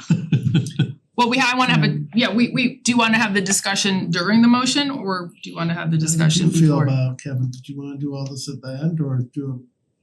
If the consensus of the board is keeping the Economic Development Commission in, I think we can move on and then vote at the end. That's fine with me. Well, I'm not, I wanted to I'll talk be about it. honest. Yeah, no. So don't talk about it? No, I Okay. wanna talk about it because I'm not sold on keeping it in. Okay, so I'm not sold on dissolving them, just to have that as the first headline. Sure. The charter mandates we have it. We did, as you know, Mike, at one point dissolve it, and it was brought back because it was in the charter. We don't know our path forward. Economic development is something we have grappled with preceding my time on the board, and we still don't know our path forward. Our latest iteration is we're going to have a half FTE that's gonna work on economic development in the town manager's office. The onus of what I'm trying to say is we don't have a set path forward. And I am not for dissolving EDC, but we're not gonna change the charter for theoretically another 7 to 8 years. So I don't want EDC in concrete because we are still able to extract or implement them every 2 years. And it would be my vote to keep them right now. But in 4 years, I don't know what the variables are, and this is tying our hands. I don't know the path forward. I don't know if the town manager having EDC in his office, or rather, however we're referring to that position, how that comes in. But I think it's a cloudy enough area that I wanna break it out of the charter and put it into our hands. And that's the difference between the charter and just having the board, which we have a multitude of boards that I do not look towards dissolving, but they are not in the charter. And I don't think that EDC should be held to a higher regard. To be frank, it was my position that all of them should have been pulled out of the charter. So I'm gonna add to that. So I went in with the suggestion of just leaving in the state mandated ones. That was rejected. And so they continued to, they delegated again, deliberated again, and they left EDC out. I at the meeting. I originally thought it should be in, or they should all come out. That didn't happen, but I'm looking back at the Charter Revision Commission who stuck with their decision. The other thing that there is an ordinance on this that in order to get rid of EDC, I was told we'd have to revoke the ordinance, which there's no plans to do by this board. And that it would be revisited at the next board. And at something that we discussed even at personnel is the composition of this commission we could provide more flexibility on the needs of the town as to who should be on the board and commission at that point in time, what the needs are. So I've changed my tune on this one. I would be in favor of what the Charter Revision Commission has recommended and stuck with 2 times, so that's where I am on that. So I was just gonna say, I think all your points are great, well thought out, and they spent a lot of time deliberating. But I think that we provide guidance for the town as far as what's important to us, and we've identified as economic development as something that is important that we need to do to try and save our taxpayers some money. I also think that as far as vision for the future, we know what the future looks like. We need help for economic development. So we know that this is something that for the next 7 years is something that's going to be an issue for us for the town. So I think it's on us as a board to provide better guidance as far as how I'm not sure if it's really effective currently, and that may be the reason why they were singled out to be a board that needs to be removed. I think if we provide the proper guidance, it doesn't hurt for us to have this in the charter, because it's something that we all agree is really important to the town. So this is something I think like Mike said, I'm pretty strong on keeping EDC in. So, if I may, Yeah. I agree with everyone that no intent of dissolving EDC. Economic development is one of our top priorities and should be a top goal. And I will say that we have failed in what our charge is to the Economic Development Commission. But I also think that some of the things that are wrapped up in the charter as it exists currently aren't being followed anyway. Like, you know, the composition of the EDC appointed board is supposed to be fulfilled utilizing certain criteria, and we're supposed to have. And I think if we're not even fulfilling what is in the charter currently, if it's so prescriptive within the charter that we're unable to fully staff it or fully build a board that is functional, in many ways removing it from charter gives us the flexibility to empower them and create the needed board composition each year, every 2 years, as needed and as we see fit for what is currently happening in the town, whether it's development, whether it's small business, whether it's arts, whatever it is. We as a board have not met to determine what we should be doing in an economic development standpoint. What are we doing with, you know, so much that is happening within our town, and utilizing all these other reports that we have, a path forward for economic development. Removing it from the charter actually gives us the ability to create a stronger economic development commission or board. It gives the ability to actually function, even though I was very strongly feeling it should have been kept in at one point. It gives us the ability to then engage, as we are currently doing, with Simsbury Main Street, with Chamber, as well as with the town manager's office, giving that staff member the opportunity to work and be the liaison and the staff member to that commission in ways the charter does not allow it currently. Okay. And that is my concern. Okay, I'm gonna just, if Kevin wants to say anything, I do wanna ask for a vote to reject it and just get that out, because I think we've gone through some of the other ones and they're not as substantive. So I was gonna, do you want to have any comments? Do you wanna wait till discussion? So my comment on the Economic Development Commission is that the previous charter language actually gives us everything that we're talking about here. And the previous charter language required us to create that ordinance. And so that empowers us already with all the authority to do this. But I think what keeping it in the charter does for us is it shows the level of significance and priority that this board and what the town would want to put on that activity, and a sense of permanence to it, and that it's not an afterthought or an ad hoc, or something that has some sort of lower priority for us. So I agree with Mike and with Curtis about keeping it in charter, and especially using the language that's already there to reinforce what our ability and our authority is to set that priority and give better guidance.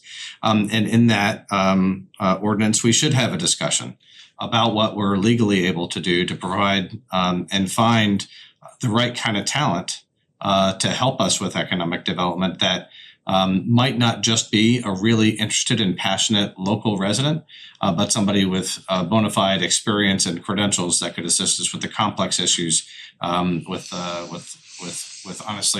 sales and economic development in a modern environment. It goes directly in line with what Stephen was talking about earlier with vacancies. Corporate and commercial real estate vacancies is a challenge, nationwide.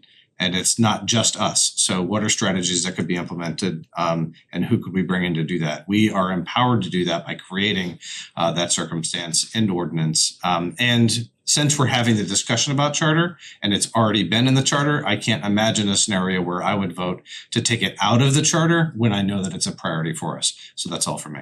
Okay. So I'd like to vote on this now because I think this is the biggest discussion. I think this might be the biggest discussion that we're gonna have tonight unless somebody has something to surprise. So the motion would have to be To reject. to reject their recommendation and keep section 609 with Yep. renumbered or So whatever in the is that, are you charter. making that? I'm just asking to make sure that that's right. Yes. Mike made the motion before you guys. So- But he didn't make to reject it. He was asking. I stood corrected Oh, you by stood- our oh, esteemed So counsel. Thank you. I'll second the motion. Okay, is there any further discussion? All those in favor of rejecting the change in the charter, say aye. Aye. Okay, so that's 4. All those opposed say nay. Nay. 2. So it passes, so Thank it you. goes back to, reverts back to Thank you, Diane. EDC in the charter. Thank you see? very much. That worked out. And then I think that's, does anybody have any other I had a question. question? Okay, we can't make any more little Well, no, tweaks here. I wanna make sure that I understand what is correct. If we go to section 8A, Yeah, I can't even find where everything is in here. I'm just going to what we got with the blue chapter Yeah. headings. 8A. 801A. Yeah. Which part of the last section of 807? That one? I have it as page 144 in the agenda. Thank you. It's very hard to get through here. If you go to 8A, section 801A, the second sentence stated, "The Board of Finance shall be the budget-making authority for the town of Simsbury." They are. The thought that I had, and maybe I had too much or not enough caffeine today when I was going through this, the Board of Finance is not the budget-making authority. It is either the Board of Ed or the town manager who are the budget-making authority. And as a result, they review it and recommend it, but then it ultimately comes back to all of us. This is the same language that was in there previously. Yeah. But I want all of us to agree, Board of Finance really doesn't make the budget. They take our budget, they tweak it, for the Board of Selectmen, correct me if I'm wrong, but they can make line item veto to the Board of Selectmen's budget. They can do, for lack of a better term, lump sum changes to the Board of Ed budget, but it's not their budget. It goes through them to then come back to the citizens to vote on. I just wanna make sure that I understand what it says, it's not a change from what it was, but I want us to agree that they're not the budget making authority. Well, they're And the if I need to final get more budget making caffeine, authority, and this is how the charter's been prior to this. It's not something that I would change on the fly without serious consideration all across the board, so I think I'll just echo what Mike's saying from a point, because it's been reordered and put near the top. If I write a contract or something and I put something near the top and make it bold, it's making it more significant. And in this case, I think Mike's trying to emphasize that this language is consistent with the previous charter, and it says budget making authority, but even though it's there and it's higher and it says budget making authority, it doesn't change what we're currently doing. Yeah. This is the same language that's in the previous charter. It looks more significant in a more prominent place, but it hasn't changed anything operationally. My question for clarification for that though is, being in the previous charter, is that still a carryover from the former form of government? And making sure that clarification is there. I don't believe so. I don't think so. I think because- previously No, I think- the first selectman would have presented their budget. In this case, the town manager presents their Right. budget and then the board approves it. Yeah, it's always before the finance. So I think that was. I only brought it up for discussion to make Yep. sure that we all agree, even though it says X, it's really not. And I think our minutes should reflect that, Mike. Okay, So, I'll go have more coffee, I'm fine. no, that's you have a big coffee in front of you. I didn't have coffee I tonight, I said just more said coffee. He's running. Coke.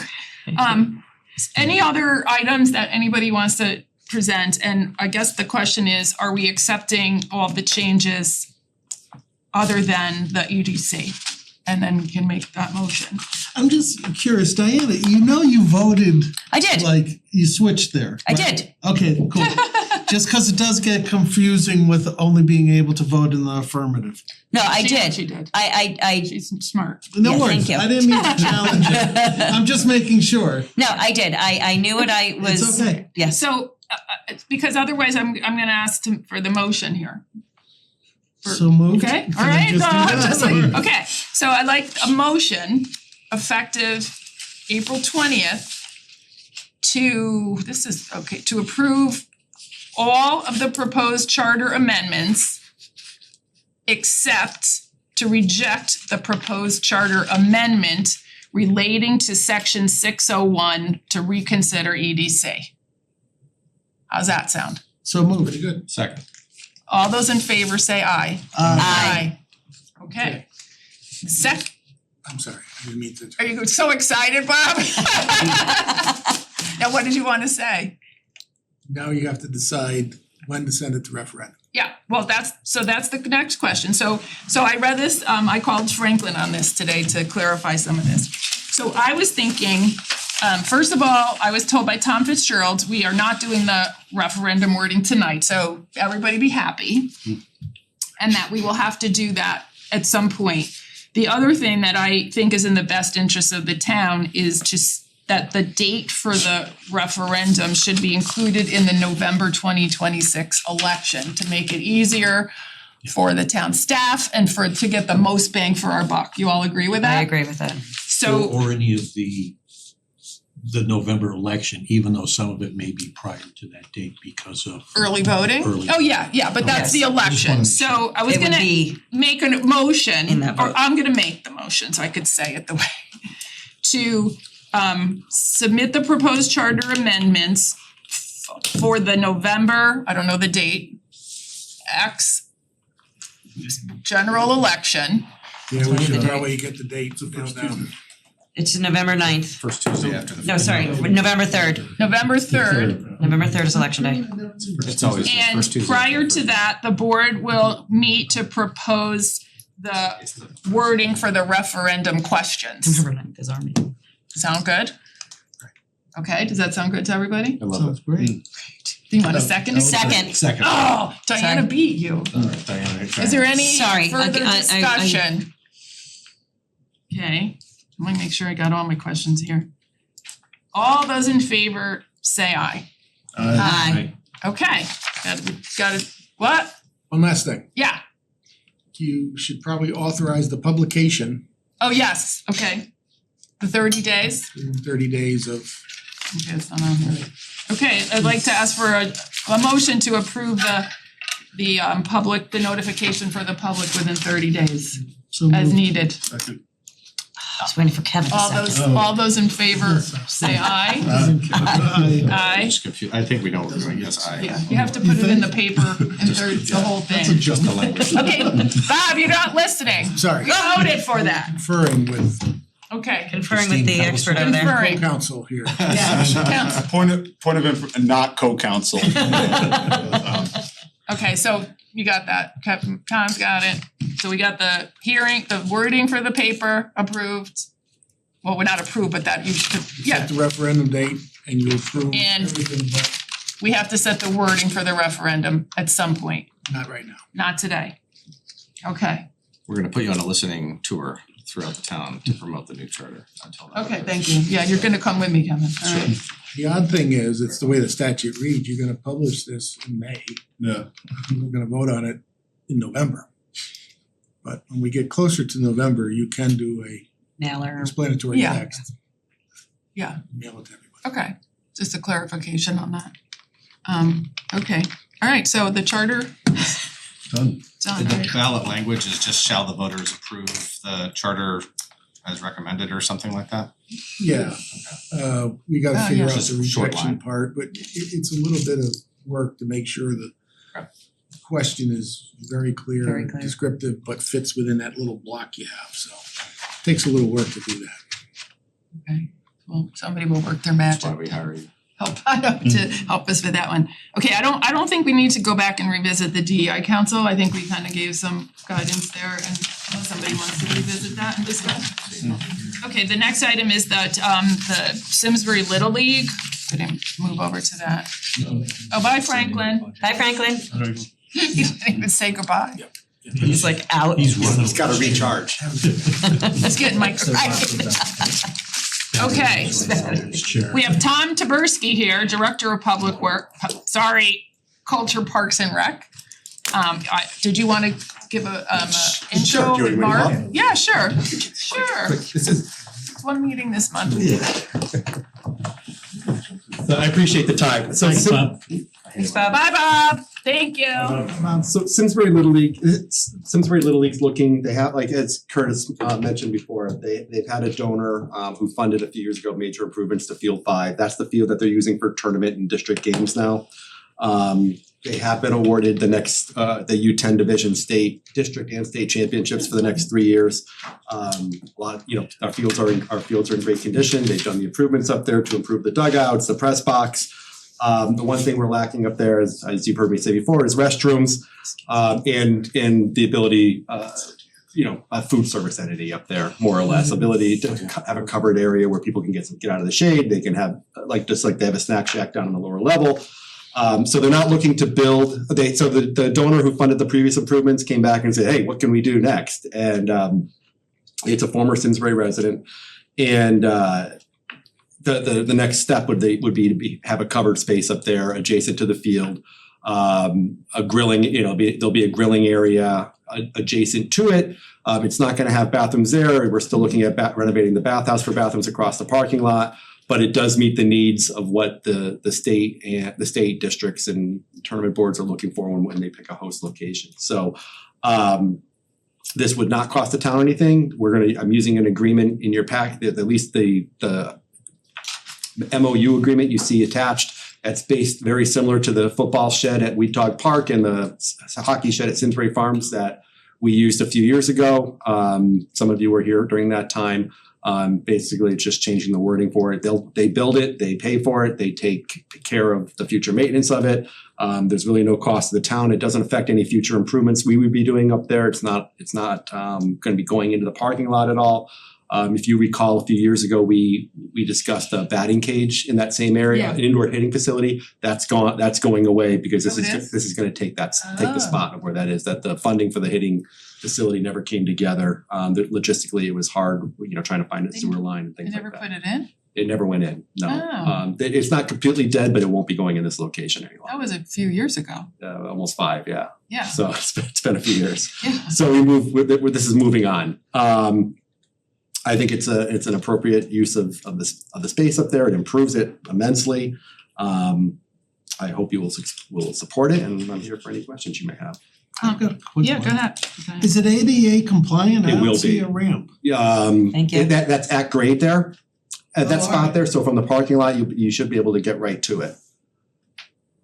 It doesn't look like it though. When they do the building permit, It's the they'll have slab. They're showing the Yeah. slab. Oh, I see. Yeah. Okay, good question. Thank you for that. Yeah, and this is subject to all building improvements. The town will be listed as the owner, but they'll pay for all the. So whatever they need, and the maintenance. fire marshal and everybody. Yeah. And the one thing that I did read in here, there's no liability to the town if anybody trips or falls or gets burned on the grill. Correct. They indemnify us at the start of every season or every calendar year. We get a new certificate of insurance from them. This would be covered. No. Okay. They're putting that grill up there? What's that? There's going to be including that grill? It would be like a gas grill on the back edge of it. So there'd be a cement slab where they'll put that, and then the water fountain that's existing there now will become a hand washing station. Got it.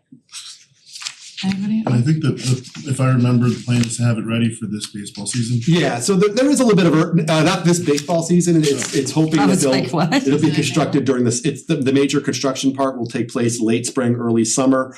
I don't know that it'll be done for tournament season, but there is a little bit of urgency once the town attorney finishes his review with it, so they can start the utility work with the water and the electrical It'll be lines. this summer, though, right? It'll be done this summer.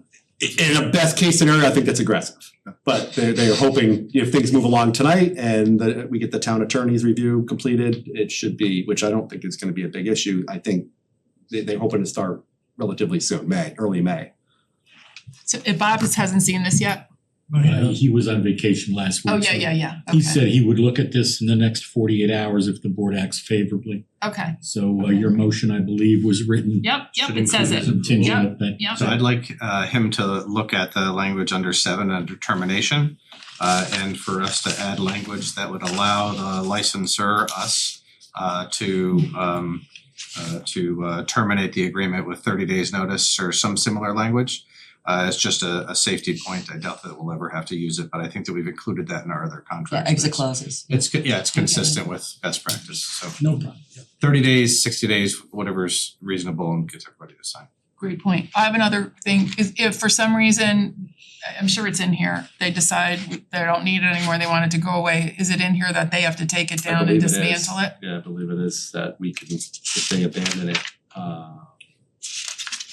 they have to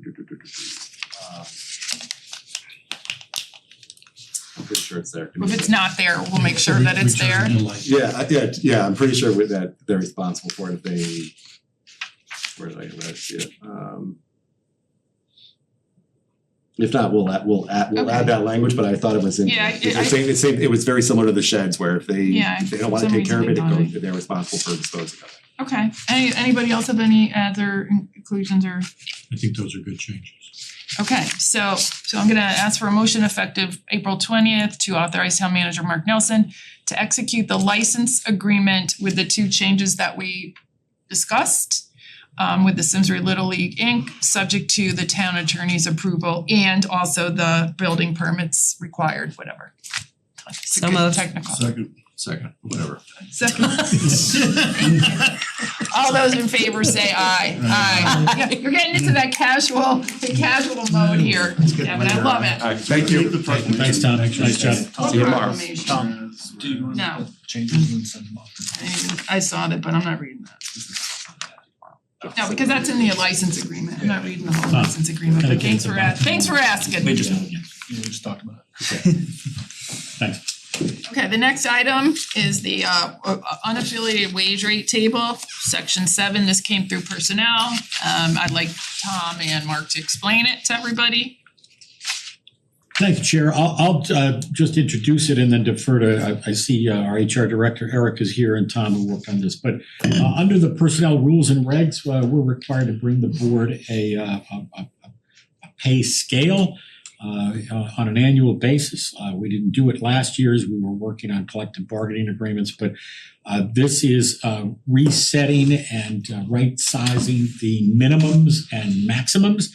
And in your packets, you can see where we've been and where we're proposing to go. And with that, I'd invite Eric to maybe make a comment or two about the importance of this, because I think we are using the classification system for the first time, and I don't wanna steal your thunder on that, but it's a good thing. Correct, and that's first goal is classification. We have to make sure we're building internal equity. Much the same line of reasoning that we gone through with the union affiliated employees about 2 years ago. We are now focusing on unaffiliates coming on the back end of that process. So when you're looking at classification for unaffiliated, you need to create bands or relative tiers based on the positions within the municipality. The town manager will always sit at the top of your tier, and then the focus really then comes into the major positions. Major positions are anything dealing with finance and anything dealing with utilities. So you're going to see obviously Amy's position as the finance and treasury. Also police are always at the top, along with Tom Roy with Public Works. In the sheet that you received, the other thing that we wanted to show was really a complete picture in terms of the top tiers within the organization, where everyone is fitting. So we brought in and injected the unionized positions, so you can kind of see the entire hierarchy in terms of where your salaries are falling. So anywhere where you see the shaded kind of a yellow, that's our supervisors. And the blues are from our now MAPES contract. You can see the key positions and kind of where they all fit together. Up until now, wage scales, we're focused today on wage scales, have been based really and designed organically. We haven't grouped them, we have not necessarily seen them in terms of overall classification, make sure that your general department heads are kind of in the same age band, right? We've made decisions over time where each year you've been presented each position, and you'll see also the ranges for those positions. Sometimes they're developed because we have a unique situation with an individual. Other times we've kind of gone along and just kind of carried over year after year after year, the same level of band. And those have really been brought year after year based on the overall general wage increase. So if we have a general wage increase of 2.5%, we forward the ranges next year for 2.5%. Not really going into any looking at the overall market, looking at what's changing within the economics within our market to see if we can make any kind of adjustments. So we've spent time looking not only obviously at the classification compensation study from a few years ago. We've also done a fair amount of research ourselves using our intern to reach out to communities around most of these positions to ensure that we're in line with what we're seeing within the market. And then third, we're also looking at other communities are right now completing their own classification compensation studies. Avon is the most recent one, and we back this against their data, and it does fall in line with our classification and compensation results that we received a few years back. So for tonight, what we're trying to accomplish is to get approval for the actual ranges. One thing I will say is that currently, I know we're not seeing salaries, well, different conversation, but as far as salaries are concerned, all of our current positions are falling within the ranges that are being presented and will as of 7/1/26, with the exception of two positions. That's your finance director and your director of public works. That is entirely normal. And the reason why they're above the maximum, which you see from time to time, is that we have unique responsibilities for those two roles. Amy is supporting both Board of Ed and also the town side. And you have Tom obviously functioning as an engineer, also as your public works director. So you're gonna see them slightly above the maximum, really within $1,000 at the top of the range. So nothing that would give you pause. Any questions up until that point? I just have a quick question. I had a lot of questions, so just so everybody knows that. If you're saying that some of these positions are gonna be above the maximum, why wouldn't you create that as a separate class with a higher range instead of paying over the maximum, which doesn't make sense? Well, you're developing your ranges based on the market, right? Mm-hmm. You don't want to overextend your ranges, because what would happen if Amy left tomorrow? Mm-hmm. Right? You're not gonna pay at that rate. You're gonna bring it back down. But shouldn't the range encompass that position? So the person wouldn't come in at the rate of Amy, they would come in lower. No, because you can skew it in doing that. You really wanna focus on, in the general market, you wanna know what your minimum maximums are, you wanna base it on those averages. And if I could just interrupt you on this, it's very important. If in municipal finance, we're looking at what our peer communities are doing as well, Wendy. Can you imagine if we set ours higher because of the unique role of, say, the finance director, who's a shared position, but other communities are looking at what our ranges are. It's not like they know it's footnoted. This was one of the problems I brought up with the GovHR study in the first place, was they were comparing a couple of these positions to our peers that were not shared with the Board of Ed. And their report and the data didn't tell us that. We don't want to perpetuate that problem, so these are ranges that are publicly disseminated by our peer communities as well. And so what we would tell you is that, as Eric said, those two positions, it's acceptable for them to be slightly above the range, but we wouldn't recommend setting the range higher just for those two incumbents. Right, cause that would then affect future hirings if like to your point, if something happens and we need to fill a position 6 months from now, we need to be within that range. And it could affect the ranges of other communities whose positions are not identical. But if the range is above, if you're making above the range, we have annual increases of 3%. I mean, it's gonna multiplying it.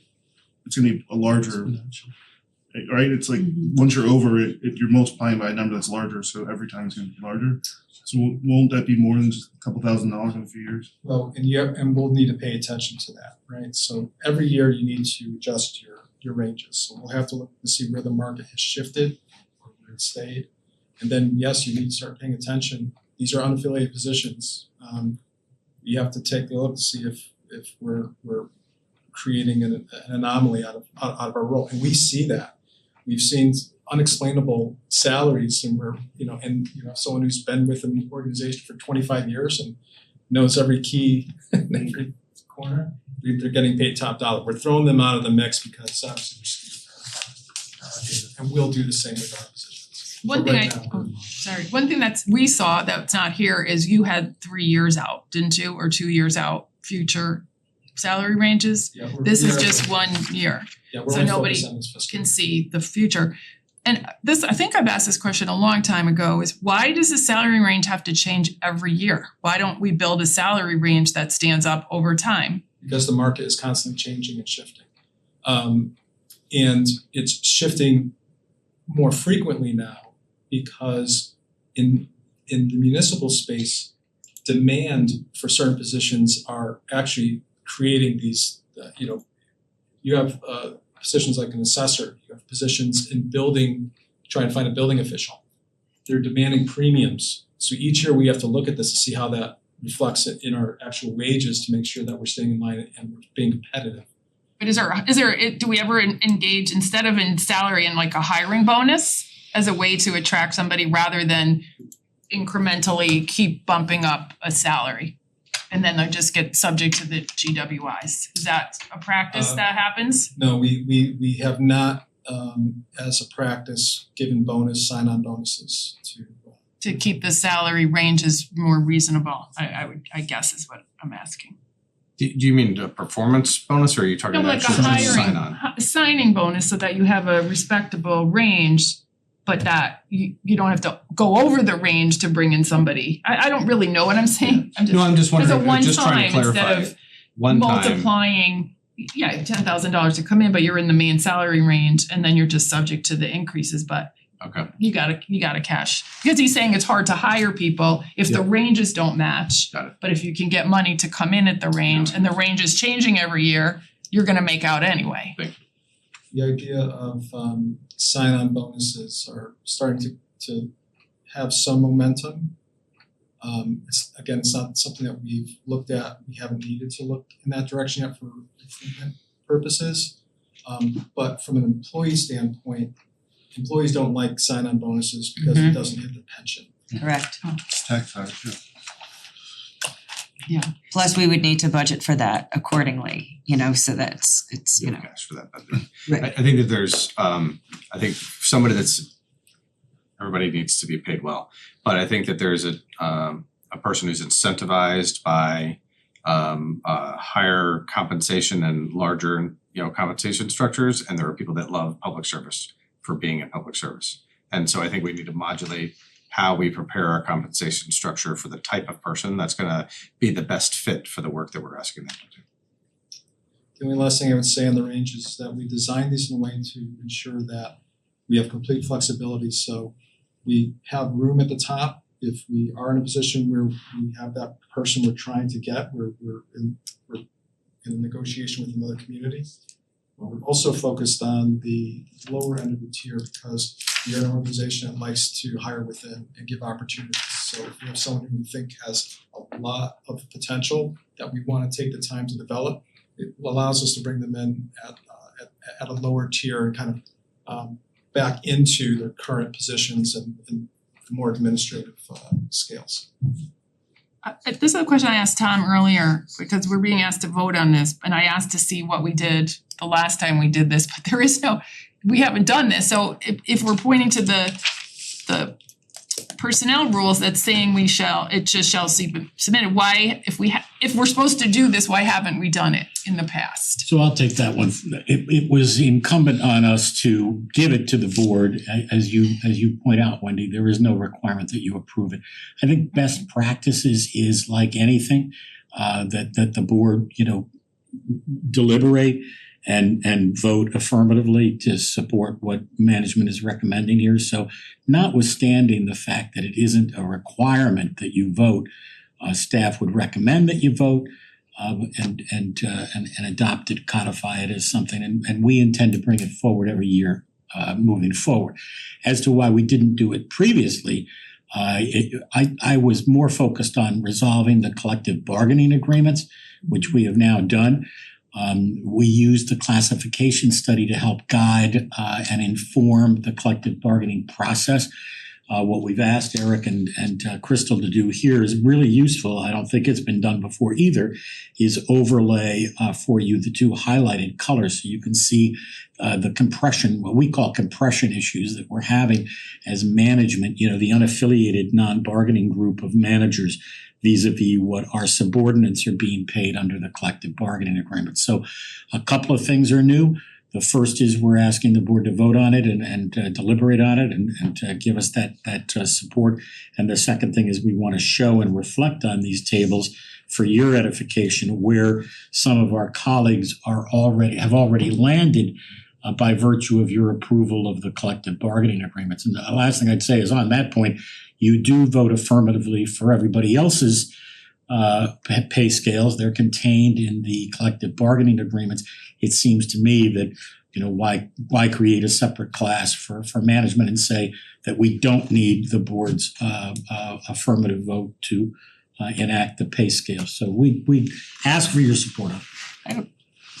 Yeah, go ahead. I have a question, and it may be too in the weeds, and I'm not trying to point out somebody's salary in particular, and so, but if you look at the deputy chief of police, the minimum and maximum in fiscal year 26 to the fiscal year 27 minimum maximum seems quite skewed.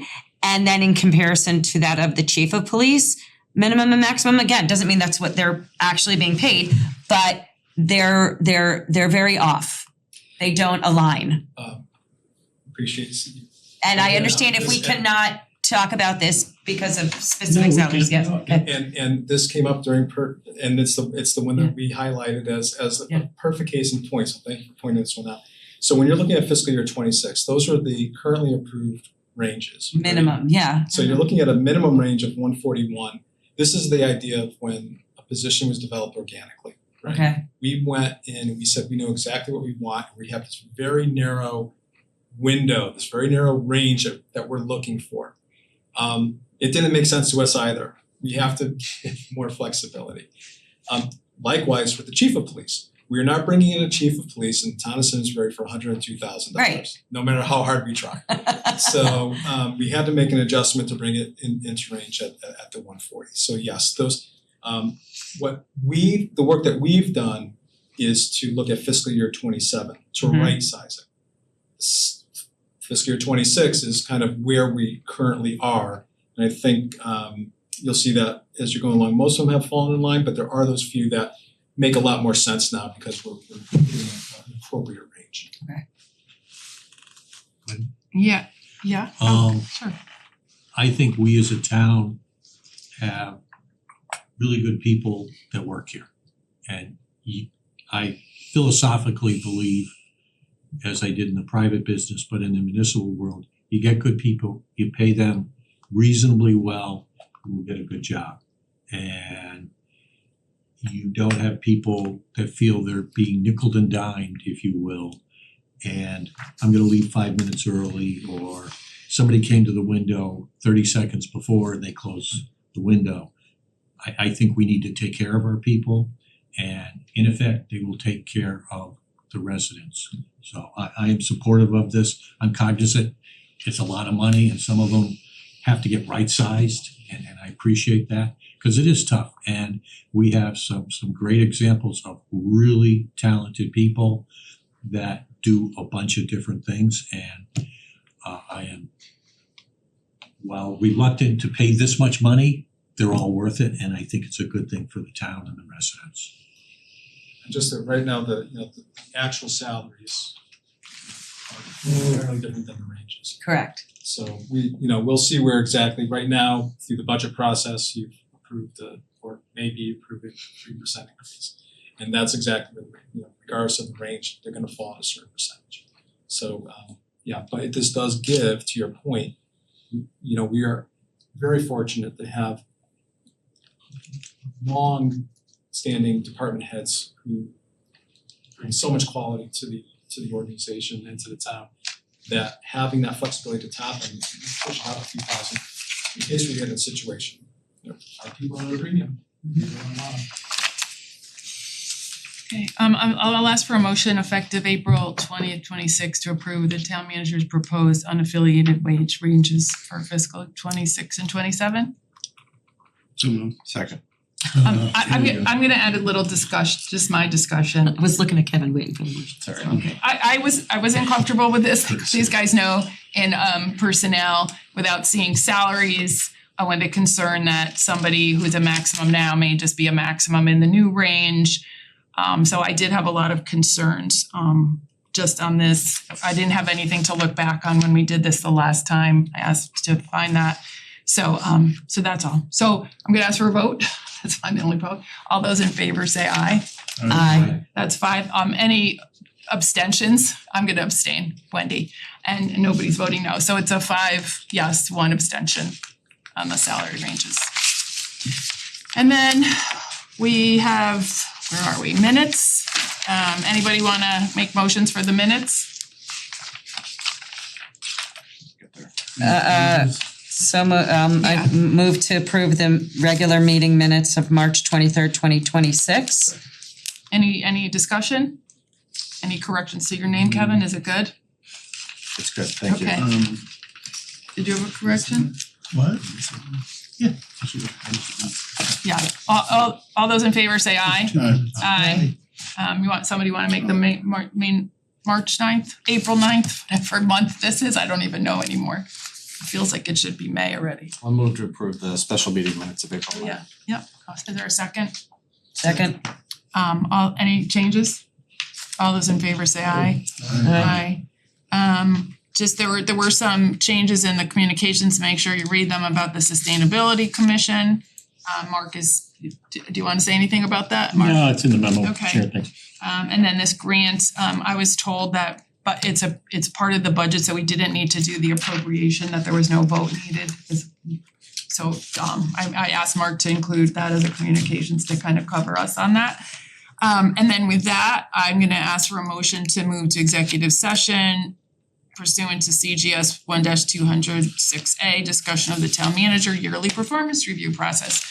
And Sure, before you Yeah. do that, if I could just ask you Yeah. to remind the public about the special meeting upcoming on Thursday, I don't know. well, we don't know what if the Well, we board posted- doesn't, Thank you, Eric. We posted, I don't know if you wanted to. well, It we don't could know what's happen. gonna happen yet. Okay. Till tomorrow, I would think we'll have a better feel where they are. You just wouldn't have the opportunity to say. Oh, to say it, I can put it in my first selectman Okay, report, or good. you can. No, we're good. Okay, Thanks. so did we vote on the So executive I'll make that motion and I'll just say the performance review and process. in the process? Yeah, great.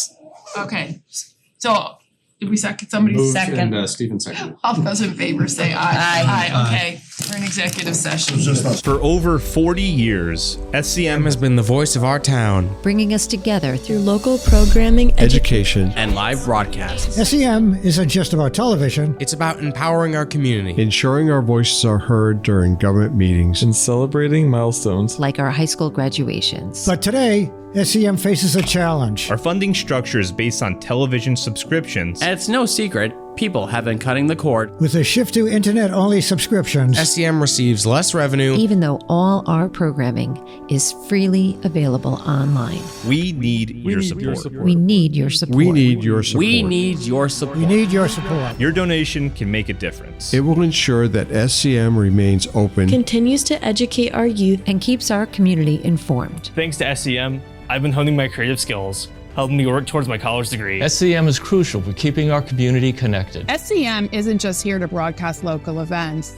They're actually preserving Simsbury's history. Join us in preserving Simsbury's voice. Simsbury's voice. Together we can ensure that SCM continues to thrive For generations to come. Visit our website Or scan the QR code on your screen to make your donation. Every contribution counts. Thank you for supporting Simsbury Community Media. where your town Your schools and your government come together.